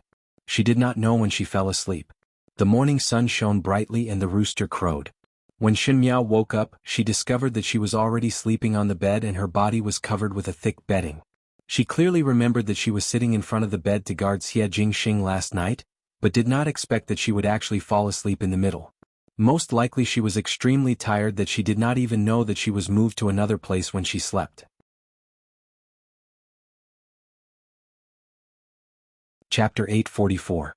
She subconsciously rolled over and saw that the room was empty and there was no Xie Jingxing's figure. She was stunned for a moment before hearing a laughing voice from behind, "Looking for me?" Xie Jingxing walked over wearing a large set of clothes. One did not know where he found this set of clothes from, but he had just freshened up as there were water droplets sliding down his chin to the depths of his clothes. Shen Miao looked at him strangely. Xie Jingxing was injured and unconscious yesterday, but now he looked refreshed. How could one see the precarious appearance yesterday? She asked, "Is your body better?" Xie Jingxing smiled, "Of course." Shen Miao nodded her head. "Indeed, the qi replenishing pill is effective. Biao older sister did not lie to me?" "Qi replenishing pill?" Xie Jingxing frowned. What is that? It is used by females to replenish their blood. Shen Miao's expression did not change as she said, when females come to the Kuei water, take one and the body will not be so weak. Last night I saw that you lost a lot of blood and assumed that your blood is weak, so I gave you 3 pills. She smiled as she looked at Xie Jingxing. It seems that it is all to its credit that you can recover so fast. Xie Jingxing's smile froze. When Shen Miao saw him being deflated, she could not help but laugh in her heart. But the next moment she could not laugh anymore as she heard Xie Jingxing leisurely speaking. Oh, since that is the case, take it as repayment for touching me last night. Seeing Shen Miao stunned, Xie Jingxing smiled ambiguously. Last night, one did not know where someone was touching. Shen Miao's face turned from green to white and then from white to green as she said angrily, You are awake? He can't speak, but his mind is still clear. Xie Jingxing walked to the front of the table and sat down. After he freshened up, he looked as natural as if he was in his own residence. After heating up a pot of tea and pouring a cup for himself, he smiled at Shen Miao. Shen Miao hesitated for a moment and did not move before asking, What is the matter with the injuries on your body?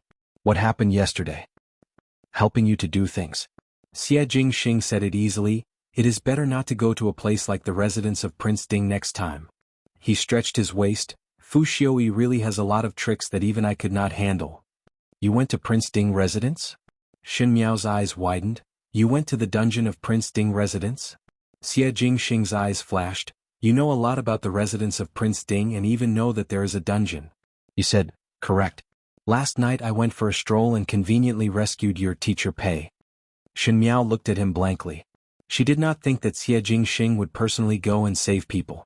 Xie Jingxing's identity was sensitive and Fu Xiaoyi was not a person that could be easily fooled. Once Fu Xiaoyi discovered any clues, Xie Jingxing would inevitably have a lot of trouble. Shen Miao sought Xie Jingxing's help because she knew that there were many capable people around Xie Jingxing, but she did not expect that Xie Jingxing would put himself in danger. Shen Miao was unable to describe the feeling in her heart, but if it was the residence of Prince Ding, then Xie Jingxing's injuries could be explained. Fu Xiaoyi was a very cautious and suspicious person because he himself had countless enemies, thus the residence of Prince Ding was like an impenetrable copper wall. As for the dungeon of the residence of Prince Ding, the prisoners that were locked inside were those that Fu Xiaoyi thought to be important, and most of them were spies sent by the enemy. The dungeon was a place where the residence of Prince Ding hid many secret characters, thus it was of utmost importance. It could be said that the amount of effort that Fu Xiaoyi spent on guarding the dungeon was much more than the entire residence of Prince Ding. In such a situation, it was not easy for Xie Jingxing to barge into the dungeon alone and to save a person. Seeing Shen Miao in a daze, Xie Jingxing tilted his head and looked at her suspiciously. Why did you not ask about your teacher Pei's life or death? Chapter 845. Shen Miao recovered to her senses. Is he still alive? Alive and well. Xie Jingxing raised his eyebrows, not even touched by a single spark of fire. Shen Miao caught the words in his words and asked, Fire? I burned down the dungeon of the residence of Prince Ding. Xie Jingxing said, to cut the weeds and eliminate the roots. Shen Miao sucked in a breath of cold air. If the dungeon of the residence of Prince Ding was burnt down, then it would not be strange for Fu Xiaoyi to exterminate the person who set the fire. Most of the people in the dungeon had secrets that Fu Xiaoyi wanted to know, and with Xie Jingxing's fire, those secrets could never be known by Fu Xiaoyi. Fu Xiaoyi had lost so much, so how could he easily let Xie Jingxing off? At this time, Shen Miao could not help but admire Xie Jingxing. She thought that her courage was big enough, but that was because she relied on the memories of her past lifetime before she dared to do these things. Xie Jingxing was always able to do things according to his heart's desire. Even if he poked a hole in the heavens, he would still complain that the heavens was not strong enough. Shen Miao was silent for a moment before asking, He is now in the residence of Prince Rui? Xie Jingxing said, Gao Yang is treating him. When Shen Miao heard this, she found it somewhat strange. Gao Yang was treating Pei Lang, so why did Xie Jingxing not let Gao Yang treat him and instead came to her courtyard with injuries? Could it be that Xie Jingxing thought that her medical skills were better than Gao Yang's? But she still had a pressing problem that she wanted to clarify. After looking at Xie Jingxing for a while, Xie Jingxing smiled. What are you looking at me for? I am indeed not that kind-hearted. If it was not for you, how did your injuries come about? Shen Miao interrupted his words. There are many guards in the residence of Prince Ding and there are Fu Xiuyi's death soldiers in the dungeon. It was rare for Xie Jingxing to explain to her, it is inconvenient to have too many people and one can only go in alone. Not this. Shen Miao paused for a moment before asking, your old injuries, those look very deep. Are they injuries from the Great Liang? Xie Jingxing was startled and did not speak. Ming Qi did not hear the news that your life was in danger. Shen Miao said, but it seems like an old injury. How did it come about? Concerned about me? Xie Jingxing looked at her with a smile that was not a smile. Small matter. Do not mention. I want to know. Shen Miao's eyes hung down, even if it is to prepare to go to the Great Liang. You can't let me face a completely unfamiliar place and person unprepared. This reason was dignified, but Shen Miao knew that the real reason to know where those injuries came from had nothing to do with this. Other than the hatred from his previous life, Xie Jingxing already had a deep understanding of her, but from Shen Miao's point of view, there were still many things that she did not understand about Xie Jingxing. In the past, she was very afraid to understand a dangerous person like Xie Jingxing. The more she knew about his secrets, the more dangerous it would be. But now, she wanted to take the initiative to know about Xie Jingxing. Xie Jingxing looked at the tea in front of him and smiled. I got injured in the northern Jiang. Shen Miao suddenly raised her head. Xie Jingxing said faintly, there are members of the Tian family in the Xie family's army. In the beginning, when I went to the northern borderline because there was a change in the plan, I returned to the Great Liang in advance to restore my identity. But it is also a fact that there is an ambush in the Xie family army. The northern Jiang people and the Tian family worked together and set up a trap. Originally it was targeted at Xie Ding, but because of my request for commander, it was changed to deal with me. That day I was prepared but did not expect that the Marquis of Linan's trusted aide was the Emperor's people and he plotted against me. Even though there was the Great Liang's Mou army secretly supporting me, I was also seriously injured. Imperial older brother sent people to beat me at my own game and replaced me with a deceitful beam.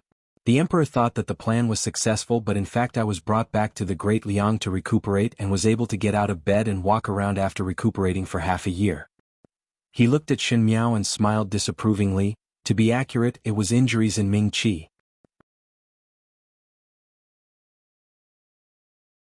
Chapter 846. There was a huge wave in Shen Miao's heart, but in the blink of an eye, she woke up. She was wondering why Xie Jingxing would be injured. So that was how it was. Many things had changed between his previous life and this life, and the father and son of the Xie family were one of them. In the past life, it was the Marquis of Lin and Xie Ding who went on an expedition and died in defeat. Following that, the residence of the Marquis of Lin and declined and Xie Jingxing received the imperial general's order to go on an expedition again, but he also ended up with thousands of arrows piercing his heart. Not to mention, if Xie Jingxing faked his death in the past lifetime, there was one point that was certain. The Xie father and son died in the battlefield at the same time, and this was the ending that the Fu family had long planned for the residence of the Marquis of Lin. In this lifetime, because of some changes, one did not know why Xie Jingxing changed his mind and set off for the expedition in advance.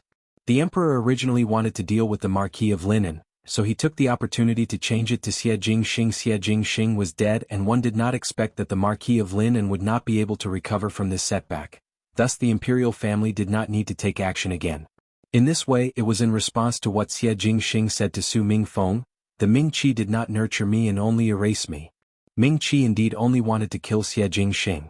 In any case, the residents of the Marquis of Lin had made great contributions to the Ming Qi's rivers and mountains, but when the birds were used up, the bow was hidden. Once the official's meritorious service was high, the imperial family could not wait to suppress it. Even though Shen Miao had long known that the decline of the residence of the Marquis of Lin was inextricably linked to the imperial family, but it was different to hear it from Xie Jingxing's ears. If even Xie Ding's trusted aides were spies sent by the imperial family, then every move of the residence of the Marquis of Lin would be under Emperor Wen Hui's eyes. Thus Xie Jingxing was not close to Xie Ding since young. Even though he was not sure who the spy was, but he knew that the imperial family's people had never left the residence of the Marquis of Lin. Perhaps even Madame Fang, Xie Changchao and Xie Changwu were secretly controlled by Emperor Wen Hui's people, but now that Xie Changchao and Xie Changwu were dead, Madame Fang was on the verge of collapse and there was no successor in the residence of the Marquis of Lin. One think that Emperor Wen Hui would not have any other thoughts towards the residence of the Marquis of Lin. Shen Miao looked at Xie Jingxing again, and her heart had the joy of surviving a calamity. Xie Jingxing's life in Mingqi was indeed not as superior as what Su Mingfeng imagined. Perhaps in the beginning when the great Liang sent Xie Jingxing over, it was because they fancied the position of the residence of the Marquis of Lin and, thinking that after the sudden death of Princess Yuqing, the Marquis of Lin and would love this son even more. But one did not expect that in this seemingly gorgeous Marquis residence, there was a hidden crisis. Xie Jingxing living in the residence of the Marquis of Lin and was not necessarily happier than living in an ordinary family. On the contrary, he had probably been forced to accept a life that many adults found difficult to adapt to since he was young. Scheming against each other, deceiving each other, the hypocrisy between the royal family, and the hidden murderous intent amidst the happiness. If there was no support from the great Liang in the battlefield of the northern borderline, or if the timing was slightly slower, the current Xie Jingxing would really only be left with a pile of yellow soil. Xie Jingxing looked at Shen Miao's expression. Even though he tried his best to remain calm, there were still some fluctuations in his breathing. His lips curled up into a smile as he stretched his hand across the table and caressed her head. "What are you afraid of? When you reach Great Liang with me around, who dares to touch you?" The Great Liang also has an imperial family. Shen Miao always felt that things were not that simple. Xie Jingxing disapprovingly said, "I am also an imperial family." He withdrew his hand and spoke without a care. "Other than imperial older brother, you do not need to be afraid of anyone. Even if you see imperial older brother and really anger him, just tell me and I will ensure your safety. The Great Liang is my territory. Whoever dares to bully you is going against the entire world." Xie Jingxing said, "Do not mention these embarrassing matters of the Mingqi in the future as it will hurt one's self-esteem." He smiled teasingly, but Shen Miao felt a slight sourness in her heart. How was it hurting one's self-esteem? It was just that the past days were not considered to be very happy, so she simply did not mention it. After experiencing hardships, the aristocrats should have been enjoying the innocent and worry-free life, but they were like ants living under the oppression of other countries. Chapter 847. After speaking a few more words, the sky was bright, and seeing that Jingzhi and Guyu were about to come over to wake Shen Miao up, Xie Jingxing then left. After Xie Jingxing left, Song Yang appeared out of nowhere. Shen Miao stared at him and asked, "Why were you not around last night?" Last night when Xie Jingxing was injured, at that critical moment, Song Yang's figure had disappeared, and now that he came out, he had already left. Song Yang's apologetic voice was heard. "Young foreign, it is really unfortunate that there was a task yesterday and this subordinate thought that he would return quickly. Who knew that there was a delay midway, and when he returned, it was already the next morning." His expression was vexed and sincere as he asked, "Does young foreign have any instructions?" "Nothing much." Shen Miao waved her hands and left after closing the window. Song Yang jumped back onto the tree and his heart felt wronged. Last night, Master instructed him not to make a sound, so Song Yang could only squat on the tree for the whole night and did not even cover himself with a blanket. One did not know what Master and young foreign were doing in the room. Thinking about it again, Master suffered a light injury but still had to rush back to the Shin mansion from thousands of miles away. Gao Yang wanted to stop Master's bleeding, but Master did not allow it and allowed blood to flow all over his body.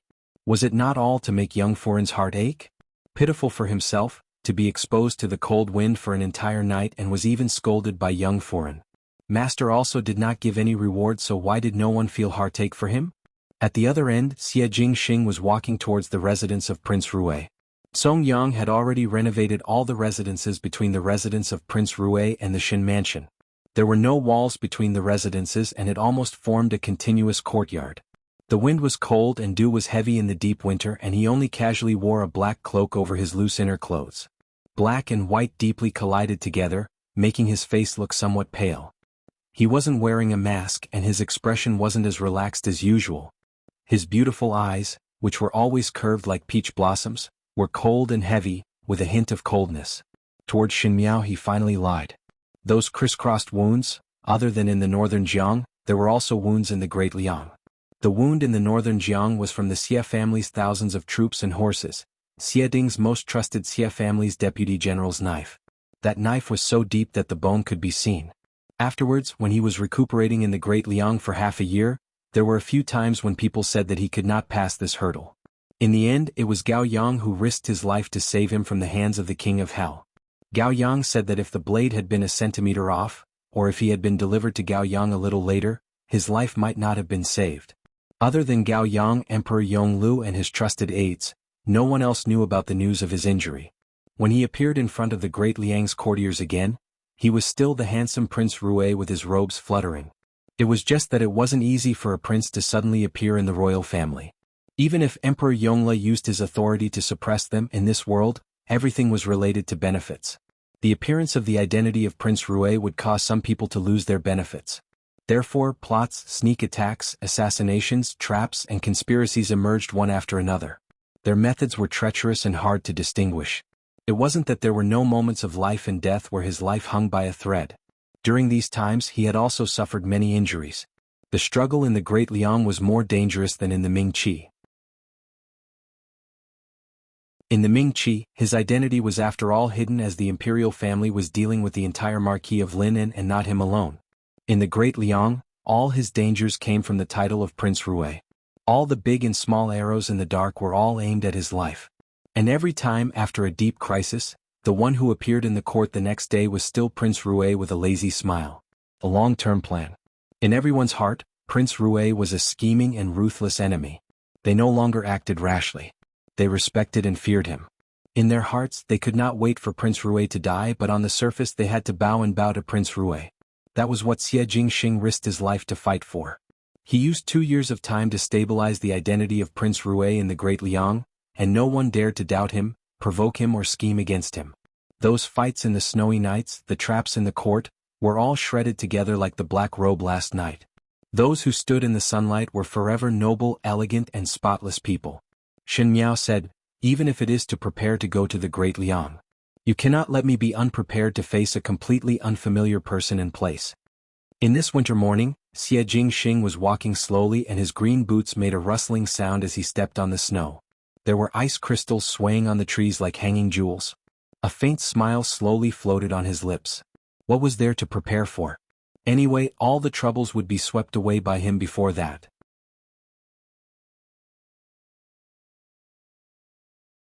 Chapter 848. On this day, there was an uninvited guest in the residence of Prince Rue. The person who came was armed with a long sword and looked mighty and majestic. With one look, one would know that he was someone who had gone through many hardships on the battlefield.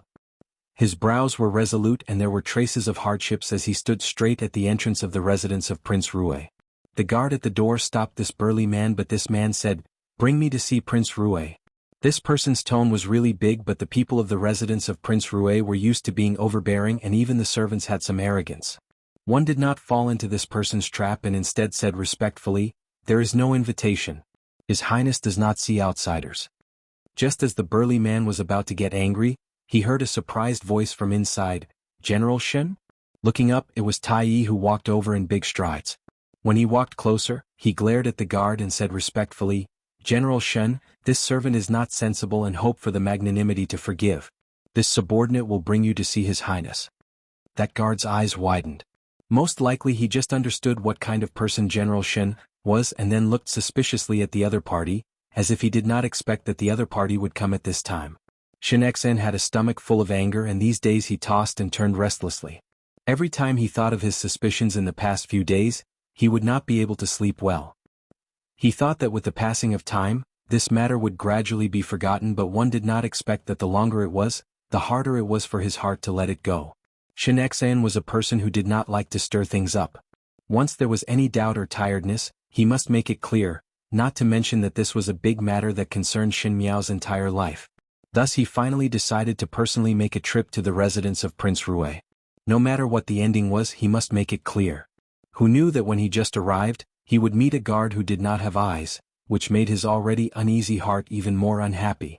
Fortunately Tai Yi was a sensible person and when he saw that Shen Xan was somewhat unhappy, he changed his ways to make him happy. He only said that recently everyone in the residence of Prince Rue was busy with the marriage matters and it was to let Shen Miao have a grand marriage and not lose face in Ming-Chi.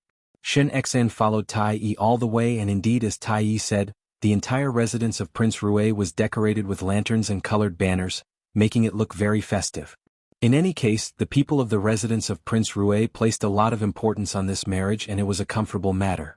Shen Xian's heart then felt much more comfortable. When they reached the door of a room, Tai Yi stopped his footsteps and said, This subordinate cannot enter His Highness' study as someone had already informed before. General Shen can enter directly. Shen Xen thought that the conversation between him and Prince Rue would be very private and could not be heard by outsiders. If the servants could not enter the study, it would be much more convenient. At the same time he had some doubts in his heart. Prince Rue did not allow the servants to enter but only allowed him to enter. Could it be that he was not afraid that he would make a move on him? But after turning around, it was clear that with the skills that Prince Rue had displayed when he was competing with Shin Qiu, he would not be forced to the point of being helpless. Even though he was thinking a lot in his heart, Shin Xian's face was still calm as he responded and lifted his feet to walk towards the door. However, he saw a furry white thing suddenly jumping out from the door. Upon a closer look, it was a white tiger.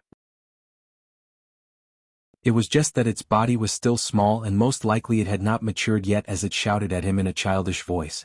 Shin Xen almost subconsciously brandished his blade to chop it down.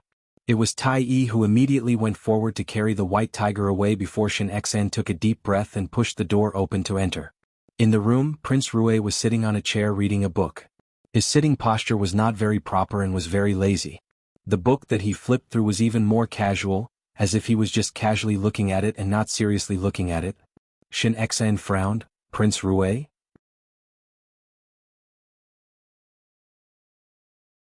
Chapter 849. Different from Luo Shuiyan, even though Prince Rue intimately let everyone in the Shin family call him Jing Xing, and Luo Shuiyan did so, Shin Xian's heart could not get over this hurdle. Males and females were different. Females could rely on their intuition to judge if a person was friendly or malicious, but males could not rely on intuition. Especially Shin Xian, he was more willing to rely on evidence to do things. Prince Rue looked up and casually placed the book on the table.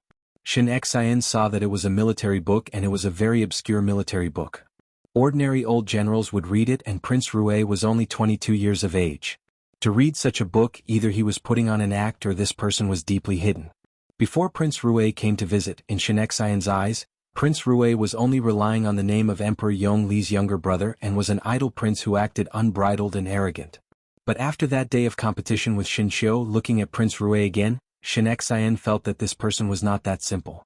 Perhaps this was a man's intuition. General Shin, accompany me to play a game of chess. He did not call him Master Shin, or any other intimate terms as he felt that there was some meaning of separation. Shin Xian said, I do not know how to play chess. War chess.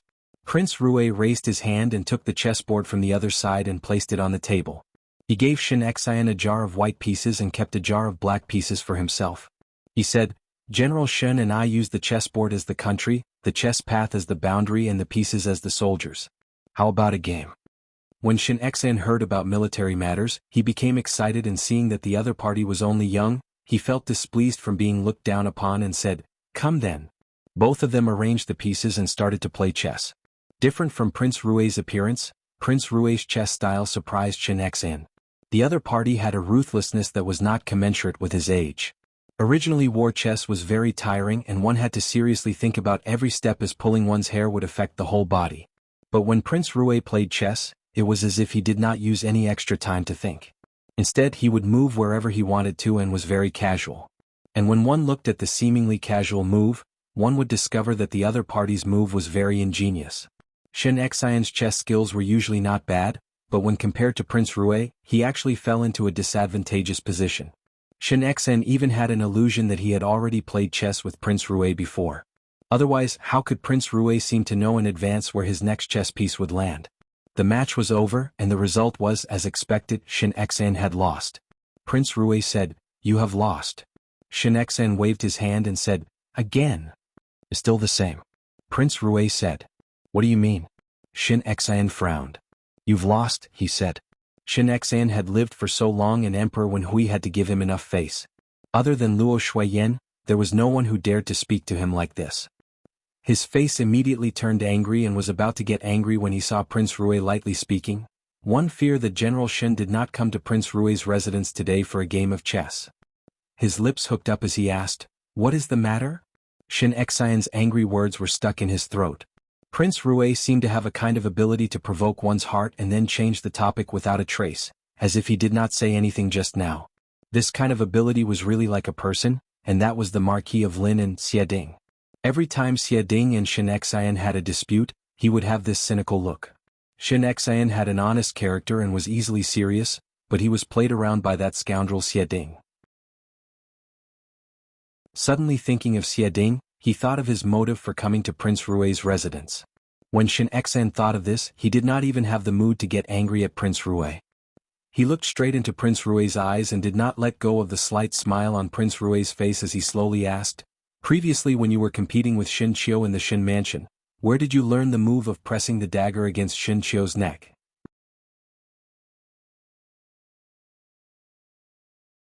Chapter 850. Hearing that, Prince Rui smiled. "General Shin is talking about the dagger locking the throat? I used it so slowly and thought that General Shin had seen it clearly. What? Do you need me to do it again for General Shin to see?" Shin Xian was surprised for a moment and his heart suddenly swayed. Prince Rui indeed did it on purpose. He had already said that the dagger locking the throat that day seemed to be deliberately used slower, as if it was deliberately to let him see clearly what kind of move it was. At this moment, hearing Prince Rui admit it, Shin Xian's heart was unable to describe what kind of feeling it was, but there was more suspicion. He asked, "You know that it is called the dagger locking the throat. How did you learn it?" "Learned it long ago." Prince Rui lazily said, "Did General Shin not see it before? Did General Shin not see it before?" Shin Xian's brain made a bang sound, as if thunder exploded in his heart, causing every inch of his body to tremble uncontrollably. Many years ago, on the streets of Mingqi, he had accidentally seen the son of the residents of the Marquis of Lin and Xie Ding's son, using this move on others. At that time he thought that Xie Jingxing's move was much more powerful than his father's. Now Prince Rui said, "Did General Shin not see it before?" Prince Rui had never come to Mingqi before. Shin Xian had never seen anyone use this move before. Shin Xian's heart was like a stormy sea. At this moment he was at a loss for a moment. He did not know if he should show a surprised or horrified look, but the other side of his heart was calm. These few days of tossing and turning in bed had been confirmed at this moment that his suspicions were correct. He asked, "Are you Xie Jingxing?" Prince Rui directly took off his mask. Shin Xian sucked in a breath of cold air. The relationship between the Shin family and the residents of the Marquis of Lin was not good, but it was because of this that Shin Xian understood the residents of the Marquis of Lin the best. Xie Ding gave birth to a son that seemed to be born to counter him, and Shin Xian had expressed that he was very happy, but in his heart he secretly admired Xie Jingxing. He felt that even though this youth was a little mischievous, he had a kind of straightforwardness and freedom that the noble young masters of the Ding capital did not have. Therefore Shin Xian clearly remembered Xie Jingxing's appearance. The person in front of him now looked more mature and handsome, but there was still a shadow of the past between his brows. Shin Xian understood in that instant. Some of the things that had troubled him previously seemed to have finally been answered. He said, "What's going on? Shouldn't you explain yourself?" His tone was like a senior disciplining a junior.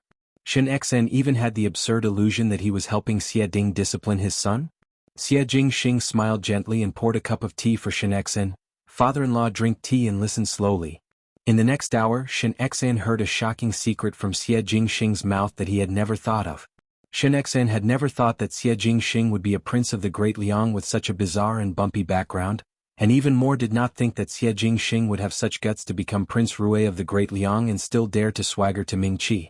Was he not afraid that once his identity was exposed, what kind of trouble would it bring to himself?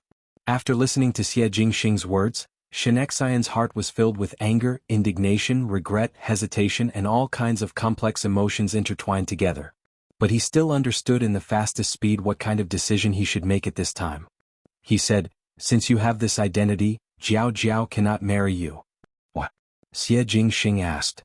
"Your purpose is not only to come to Mingqi to pay tribute." Shin Xian's words had a ruthless sharpness to it as he said, "The Great Liang's ambition will not stop at this. There will be a day when the Great Liang will take action against Mingqi, and at that time, you and we will meet on the battlefield. If Jiao Jiao were to marry you, how do you want her to live? Could it be that she has a difficult choice between you and Mingqi? Even if I defy the decree or think of other ways, I will not make things difficult for Jiao Jiao."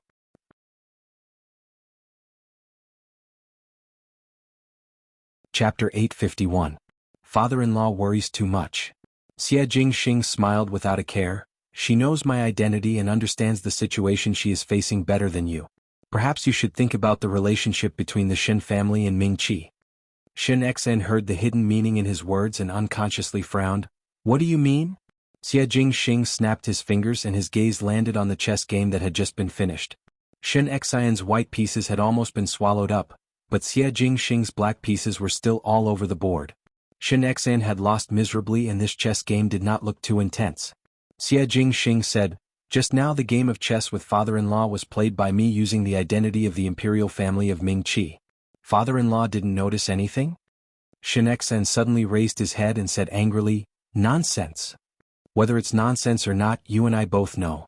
The smile on Xie Jingxing's face suddenly disappeared and his lazy expression was replaced with an almost harsh sharpness. I do not believe that father-in-law did not see a thing or two about Ming Qi's attitude towards the Shin family. In fact, if it was not for Shin Miao secretly dealing with it, one fear that the Shin family would not be able to protect themselves like now. I am not someone with a Buddha's heart, but I am not willing to see Shin Miao protecting your Shin family alone, and you all do not know anything.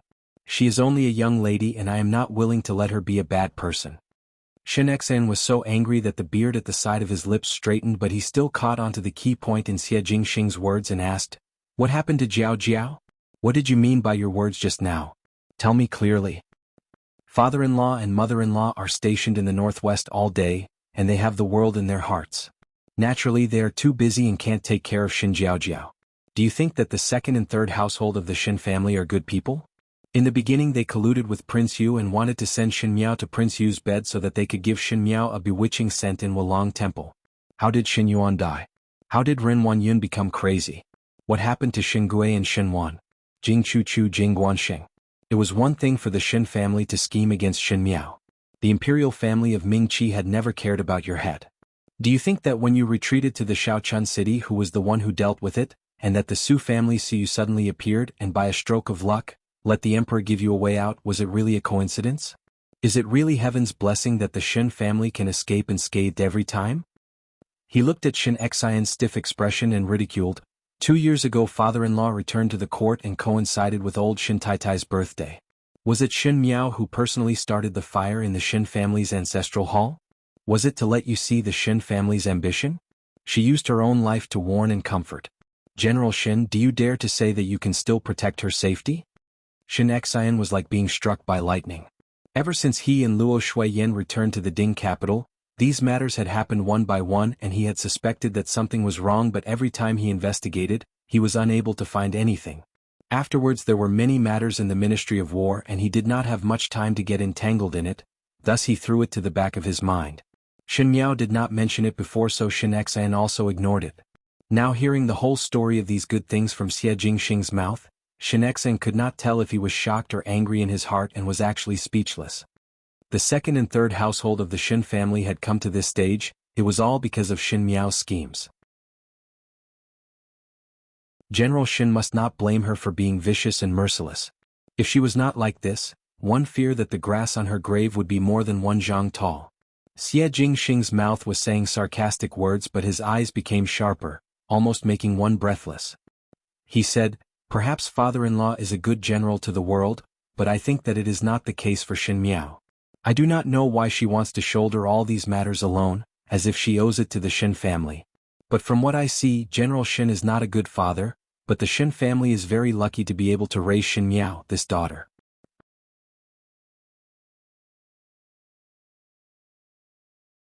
Chapter 852. She is managing for all of you and doing everything possible to protect the Shin family. The future of the imperial family of Ming Qi is also the person that she wants to deal with. I do not understand that General Shin now said that Shin Miao would be put in a difficult position. He said coldly and mockingly, do you really understand Shin Miao? Shin Xian sat on the chair, but at this moment he suddenly felt ashamed. On the contrary, even though my and Shin Jiao Jiao's friendship is not that deep, at least we have gone through thick and thin together. Heard that a good night is short together and came up with plans in the night. I once saved her life and also rescued her from danger. Xie Jingxing said, why can't I marry her? In Shin Xian's heart, there was suddenly an infinite exhaustion. The Shin Miao that Xie Jingxing mentioned was one that he was not familiar with and unfamiliar with. Even those things that Shin Miao had experienced, he was completely unaware of it. Just like what Xie Jingxing said towards his daughter, he thought that he loved her dearly, but he could not even understand her at the beginning. Then in these years, what did he actually do? He looked at the remaining chess pieces on the table for a long time. When his eyes began to ache, he said softly, "Tell me everything. Everything that you know about Jiao Jiao. Tell me everything." When Pei Lang woke up, he was in an unfamiliar place. There were many well-dressed maids around to serve him as he drank his medicine. Pei Lang's memory before he fainted was that in the dungeon of Prince Ding's residence, there was a black-clad masked man who saved him from the fire. Perhaps it was that person who saved him because he was still alive. He did not know who the person who saved him was, and did not know why that person wanted to save him. After asking the maids who came to serve him, he only knew that this was the residence of Prince Rue. Pei Lang faintly sensed that there might be some friendship between Shen Miao and Prince Rue, but he did not know how far the two of them had walked. He thought that Prince Rue would naturally not take him in for no reason, and if he did, it would definitely be because of Shen Miao. Shen Miao did not give up on him. When he thought of this, Pei Lang's heart was slightly moved. It was as if everything that he persisted in was worth it at this moment, even though Pei Lang did not understand where this inexplicable thought came from. Just as he was thinking, the door to the room was opened. A young man walked in from the outside with a medicine box on his back. He sat down in front of him as if he was going to take his pulse. Pei Lang initially did not look seriously and thought that this was the physician that the residence of Prince Rue had invited for him. When he saw the appearance of the physician clearly, he was slightly surprised before calling out, "Imperial Physician Gao." His movements were too big and affected the wounds on his body. He could not help but let out a hissing sound as he sucked in a breath of cold air. Gao Yang quickly pressed on his wound and said, "Don't be so surprised. Be careful not to tear your wound." Pei Lang looked at Gao Yang, many thoughts churning in his mind. Gao Yang was the youngest imperial physician in the Imperial Academy of Medicine. He was said to be highly skilled, but no one could say for sure. But the imperial family was extremely fond of this young imperial physician. Most likely it was because he was good with words and often made Emperor Wenhui happy. In addition to his good looks, in the eyes of the imperial concubines, he was more pleasing to the eye than those old men in the imperial physician court. Since he was an imperial physician from the palace, he would not treat people outside the palace for no reason. Moreover, this was the residence of Prince Rue. Pei Lang's first thought was that Prince Rue had borrowed Gao Yang from Emperor Wenhui, but this thought was quickly rejected by Pei Lang. Even though the medical skills of the Ding capital were precious, it was not only Gao Yang alone. Prince Rue did not need to find Gao Yang and alarm the imperial family. Then the second possibility was that Gao Yang and Prince Rue had some friendship in private. This possibility was really shocking. He looked up at Gao Yang and his eyes were somewhat doubtful, but his face had a gentle and elegant smile. "Why is Imperial Physician Gao here?"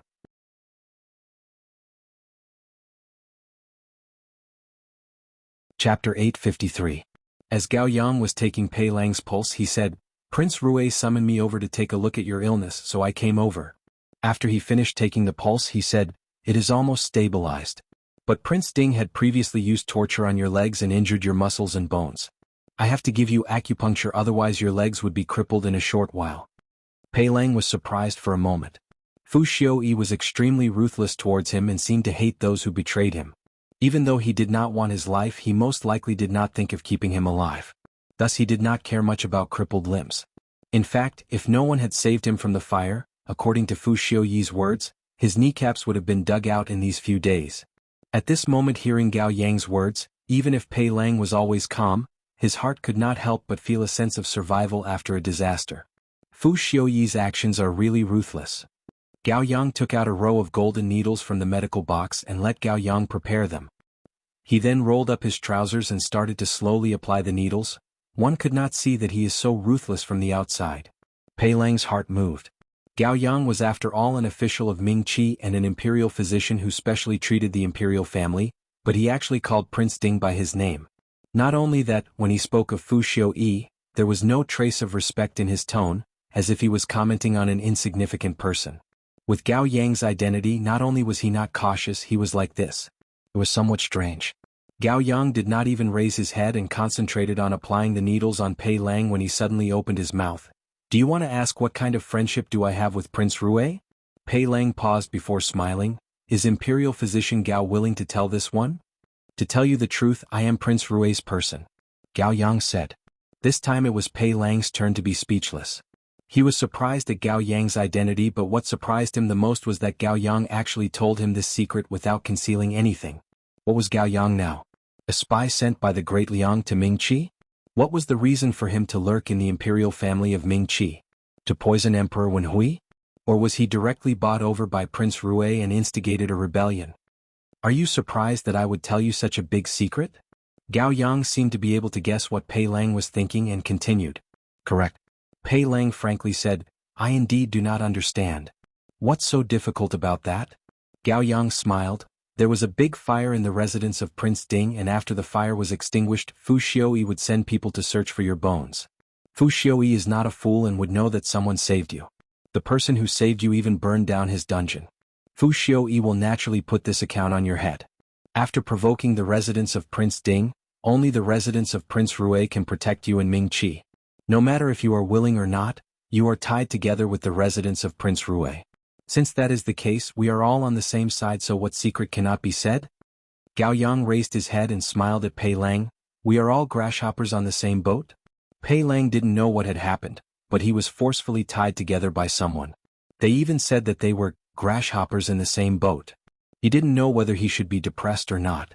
But he quickly caught the crux of Gao Yang's words. The fire in Prince Ding's residence was set by you? Gao Yang, of course. Pei Lang sucked in a breath of cold air. That dungeon was the most important place in the entire residence of Prince Ding, and the people locked there were very useful to Fu Xiuyi. To be burned down by someone, Pei Lang could guess the raging anger in Fu Xiuyi's heart. Under the heavens, there was actually someone who dared to do that. What Gao Yang said was right. In the entire Ding capital, the only place that Fu Xiuyi feared was the residence of Prince Rue, and only the residence of Prince Rue could protect him. Pei Lang hesitated for a moment but still asked the question that he wanted to ask the most. It was Prince Rue who saved me? Otherwise who would have such great ability to save you out? Gao Yang said, no one would dare to take this risk. But why did he save me? Pei Lang probed. Was it because someone else requested him to do so? He did not know if Gao Yang knew about Xin Miao's matter, thus he did not dare to say Xin Miao's name, fearing that it would bring trouble to Xin Miao. Gao Yang looked at him meaningfully and pierced a golden needle into his knee. Pei Lang's brows slightly wrinkled as he heard Gao Yang saying, correct. It was because of our Wang Fei's request. Wang Fei. Pei Lang was surprised for a moment. Wang Fei Rue? He had never heard that Prince Rue had any Wang Fei and did not know what kind of friendship he had with Consort Rue, so he asked, why did Consort Rue? Most likely it was because of the teacher and student relationship with you. Gao Yang smiled considerately. Consort Rue was after all your student. Pei Lang, she is, Xin Miao.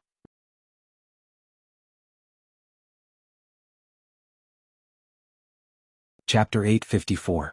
This year in Ming-Chi was considered to be happy, but it was also not that happy. The happy thing was that when the family gathered together, it was always a happy thing. The unhappy thing was that once the year was over, Xin Miao would have to marry to the great Liang. As the days neared, everyone in the Xin mansion were very busy every day. Xin Miao's dowry, the guards and servants, dowry maids and the roads that the great Liang's carriages and horses would have to travel, all had to be prepared. Even though the dowry that Xin Xian prepared for Xin Miao could not be compared to the betrothal gifts that Xie Jingxing gave, it was still very substantial. Shops and fields were not given as there was no use in the great Liang. Due to the weariness of the carriages, there was not much furniture that could be brought. Other than some rare jewelry, basically everything was converted into shining silver. In a foreign country, other things might be dispensable, but silver was indispensable, and it was much more convenient to have cash on hand. Originally the money that Xin Xian and wife prepared for Xin Miao was enough, but Xin Qiu secretly pulled Xin Miao to one side and took out a thick stack of banknotes from his sleeves and said, this is the banknotes from the money house and can be used in the great Liang. He then blushed. Eldest brother does not have any extra things and only have these banknotes for you. Younger sister must not complain that it is too little. Xin Miao looked at the crumpled banknotes that Xin Qiu pinched and a warm current flowed through her heart. Xin Qiu was after all a young male, and those soldiers from the Ministry of War worked hard for him daily, so naturally Xin Qiu would occasionally return the favor and treat them to a meal or something. Xin Qiu's salary was not much and most of it was the rewards from his military exploits. He did not keep it for his future marriage but gave it to her. Xin Miao's heart was touched and said, eldest brother, the banknotes that father and mother gave me can allow me to not worry about food and clothing for a lifetime. Why do you give me these for? Father and mother are father and mother and older brother are older brother. How can what I give you be the same as what father and mother gave you? Shin Xiu was anxious and stuffed the banknotes into Shin Miao's hands before leaving without looking back. Shin Miao looked at his back view and did not know whether to laugh or cry. She thought that she had to find a chance to let Mo Qing secretly return it to Shin Xiu. Just as she was thinking, she saw Shin Xen walking in from outside. "Jiao Jiao, father has something to tell you. Come, let us go to the study." When Luo Shuiyan heard this, she was about to follow him in. She said, "Just as well, mother has something to tell you. It is not late for Furin to explain later." Shin Xen said, "Let me and Father Jiao Jiao have a few words alone." Luo Shuiyan snorted disdainfully but did not follow them in. She thought that Shin Xen wanted to secretly give Shin Miao money or other things, so she did not think much about it. Shin Miao followed Shin Xen into the study. Shin Xen let the servants guard the door outside and let Shin Miao sit at the table in the room and gave Shin Miao pastries and tea to eat. He then sat down opposite Shin Miao and sighed deeply. "After a few more days, Jiao Jiao, you will be getting married. I intend to let Mo Qing follow you to Great Liang." Pausing for a moment, Shin Xen then said, "Even though Prince Rue is Emperor Yong Li's younger brother and has quite a status in the Great Liang, but there are always many disputes in the imperial family and some matters may not be as simple as it looks on the surface. When you reach there, you must not wrong yourself. If someone bullies you, just tell Prince Rue that you are the one that Prince Rue married with 1,000 gold and silver, so he will always protect you. You must not shoulder it yourself and leave it to him to handle." Shin Miao complied. "If Prince Rue is unable to protect you, do not be afraid, as there is still father and mother. I have picked a few people from the Shin family's army. Even though their skills are not comparable to Mo Qing's, they are not ordinary people. They will be dressed as the dowry guards of the Shin residence for you to bring over. At least do not let yourself suffer a loss." Shin Xen patiently enticed, and Shin Miao finally could not help but open her mouth to ask, "Father, you and mother have never thought of leaving Mingqi?"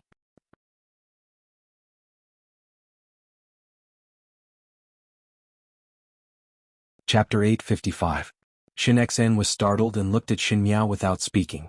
Since the words were already spoken, Shin Miao might as well say it all out. "Now that I have married to the Great Liang, the emperor will definitely be estranged from the Shin family. Even though father and mother are still military generals, in the future the emperor will not put you in an important position. The monarch's mind has always been hard to guess, and if the emperor has other thoughts, it is better to go to the Great Liang with the excuse of not feeling at ease with me. If one does not want the military power, then so be it. Anyway, if one stays in Mingqi, one day the military power would be taken back." Her words were very tactful, and if it was before, after hearing Shin Miao's words, Shin Xen would definitely be somewhat at a loss. But that day Xie Jingxing spoke to him for a long time, and after listening to Shin Miao's hints, Shin Xen immediately understood. He could not help but smile bitterly in his heart. So his own daughter had already reminded him so many times, but why did he not take it to heart even once? Was it because of the Shin family's teachings of being loyal to the country? Or was it that he did not believe that what Shin Miao said was true from the bottom of his heart? Shin Xen said, "The imperial family wants to suppress the Shin family and is afraid of the military power in my hands, so they will definitely not let the Shin family leave Mingqi easily. Moreover, they still want to use the Shin family to restrain you." Shin Miao was surprised for a moment. All along, she had scruples about Shin Xen and dared not speak too clearly about the indifference of the imperial family of Mingqi. It was not that Shin Xen was foolishly loyal, but Shin Xen was taught by old General Shin since young to be loyal to the monarch and serve the country. It was a long process for one to overturn the things that one had revered for decades, and some people would not be able to do it in their entire life. But at the moment Shin Xen's words seemed to be able to see through it. Shin Xen said, "Father knows of Jiao Jiao's concerns, but father still cannot leave. If father is determined, even if one uses some means, one would be able to leave." Shin Miao said, "The Tian family want to use the Shin family to restrain me, or use me to restrain the Shin family. The scheme is good, and one is not afraid of losing one's wife and losing one's soldiers." At the end, there was a faint hostility in her brows and her words became sharp. Shin Xen laughed out loud. Originally one felt that Jiao Jiao was too gentle and graceful, and was not like a young lady from my military family. Now seeing you like this, it is exactly the same as this father and has a bit of heroism. You're not afraid of power and have a clear mind. Very good. He took a sip of tea and said, "With Jiao Jiao's intelligence, it wouldn't be difficult for her to find a solution. But what about the future?" "Future?" Shin Miao was puzzled. "What future?" Jiao Jiao. Shin Xan suddenly opened his mouth. The Tian family see the Shin family as a thorn in their eyes. Even if there is a day when Ming Qi is strong and prosperous, there will be a day when the Shin family will become a fish on the chopping board, waiting to be slaughtered. Shin Xan gave a long sigh. Our Shin family is upright and not afraid of crooked shadows. Even if we die, we would not be afraid. It is just that we are not willing to let your mother, your eldest brother and you be implicated, and even more not wish for the Shin family to be upright for generations, and for the loyalty and virtuous reputation of your grandfather and ancestors to be insulted. Shin Miao's heart thumped. She had guessed what Shin Xan was going to say, but she did not dare to believe it. In the next moment, Shin Xan's voice rang out, I, Shin Xan, quit being a loyal servant of the Tian family. Shin Miao suddenly looked up and said, Father, Jiao Jiao need not persuade me. Shin Xan laughed heartily, even though I, your father, am loyal, I will not be loyal to a heartless and unscrupulous person. I will not throw away the entire family's lives. Just like what you have seen, if my Shin family were to follow you to the Great Liang now, and if there is a day when the Great Liang attacks the Ming Qi, the commoners would scold our Shin family as rebels and scold you for helping the evildoer. We will not carry this inexplicable stigma.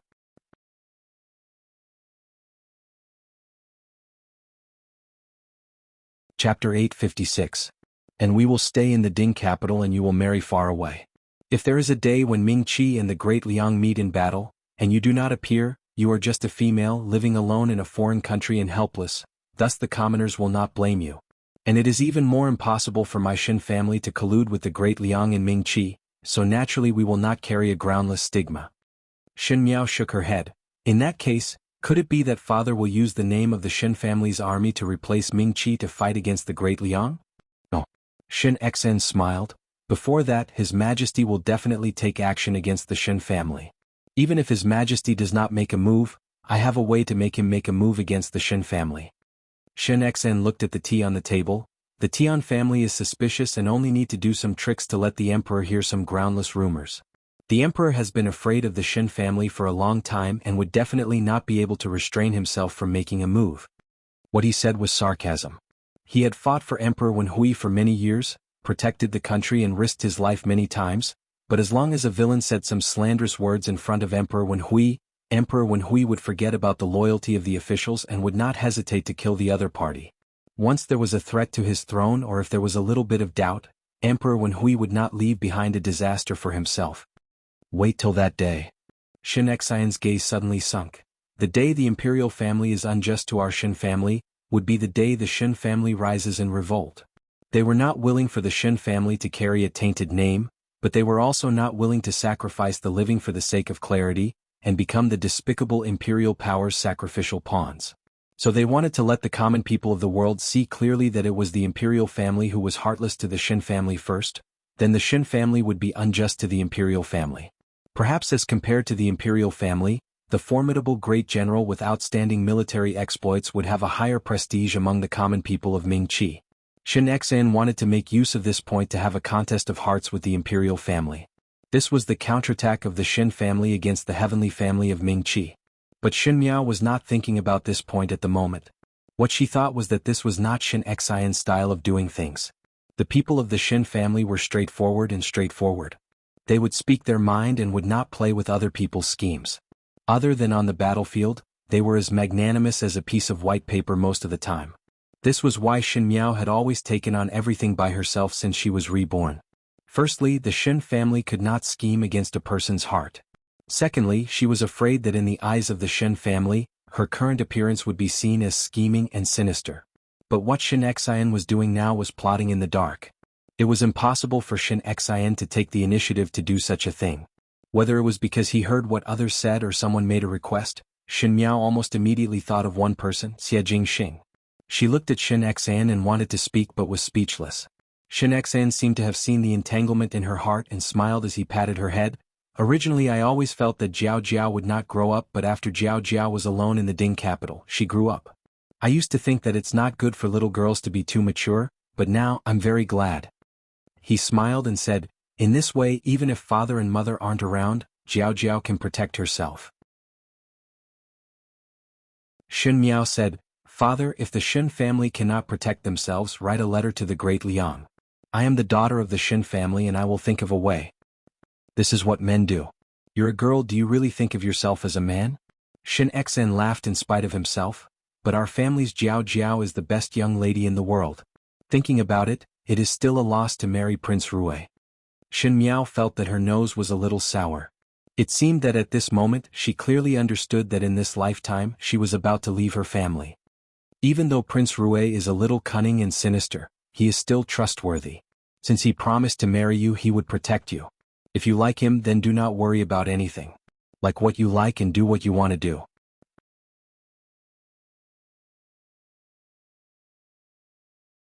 Chapter 857. I know. Shin Miao softly said. Shin Xen looked at Shin Miao and after looking for a while, he then smiled. After a few more years.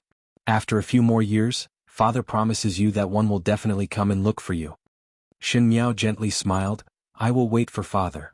Ever since that day when Shin Xian and Shin Miao had a long private talk in the study, Shin Xian and Shin Miao's relationship seemed to be closer as Shin Miao often watched Shin Xian practice martial arts in the courtyard. This made Shin Xiu very jealous as he said, recently younger sister is sticking to father and does not even care about me. Shin Miao however felt that there was a tacit secret between her and Shin Xian. Shin Xian had become the person who understood her the most in the Shin family, thus there were no scruples when speaking. Most of the time she was advising Shin Xian on how to guard against the heavenly family. She had stayed in the palace for so long in her previous life and had some understanding of the imperial family of Mingqi. When it was said to Shin Xian was very surprised as he did not know where did Shin Miao got to know all these. Naturally Shin Miao did not hesitate to push all the credit to Xie Jingxing, which made Shin Xian to be more vigilant of Xie Jingxing. With such scheming skills, one must not underestimate him and one must be more vigilant, lest one be sold off by others. Speaking of Xie Jingxing, Shin Miao also asked if Xie Jingxing had said anything to Shin Xian. Xie Jingxing did not admit nor deny it.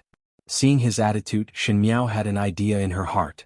Speaking of what would happen to the Shin family in Mingqi, Xie Jingxing said that with his support in Mingqi's Ding capital, nothing would happen to the Shin family. With these words of his, Shin Miao was relieved. In a blink of an eye, it was the night before the wedding. On the second day, Shin Miao would be getting married from the Shin family and bring the bridal sedan to stroll around the entire Ding capital.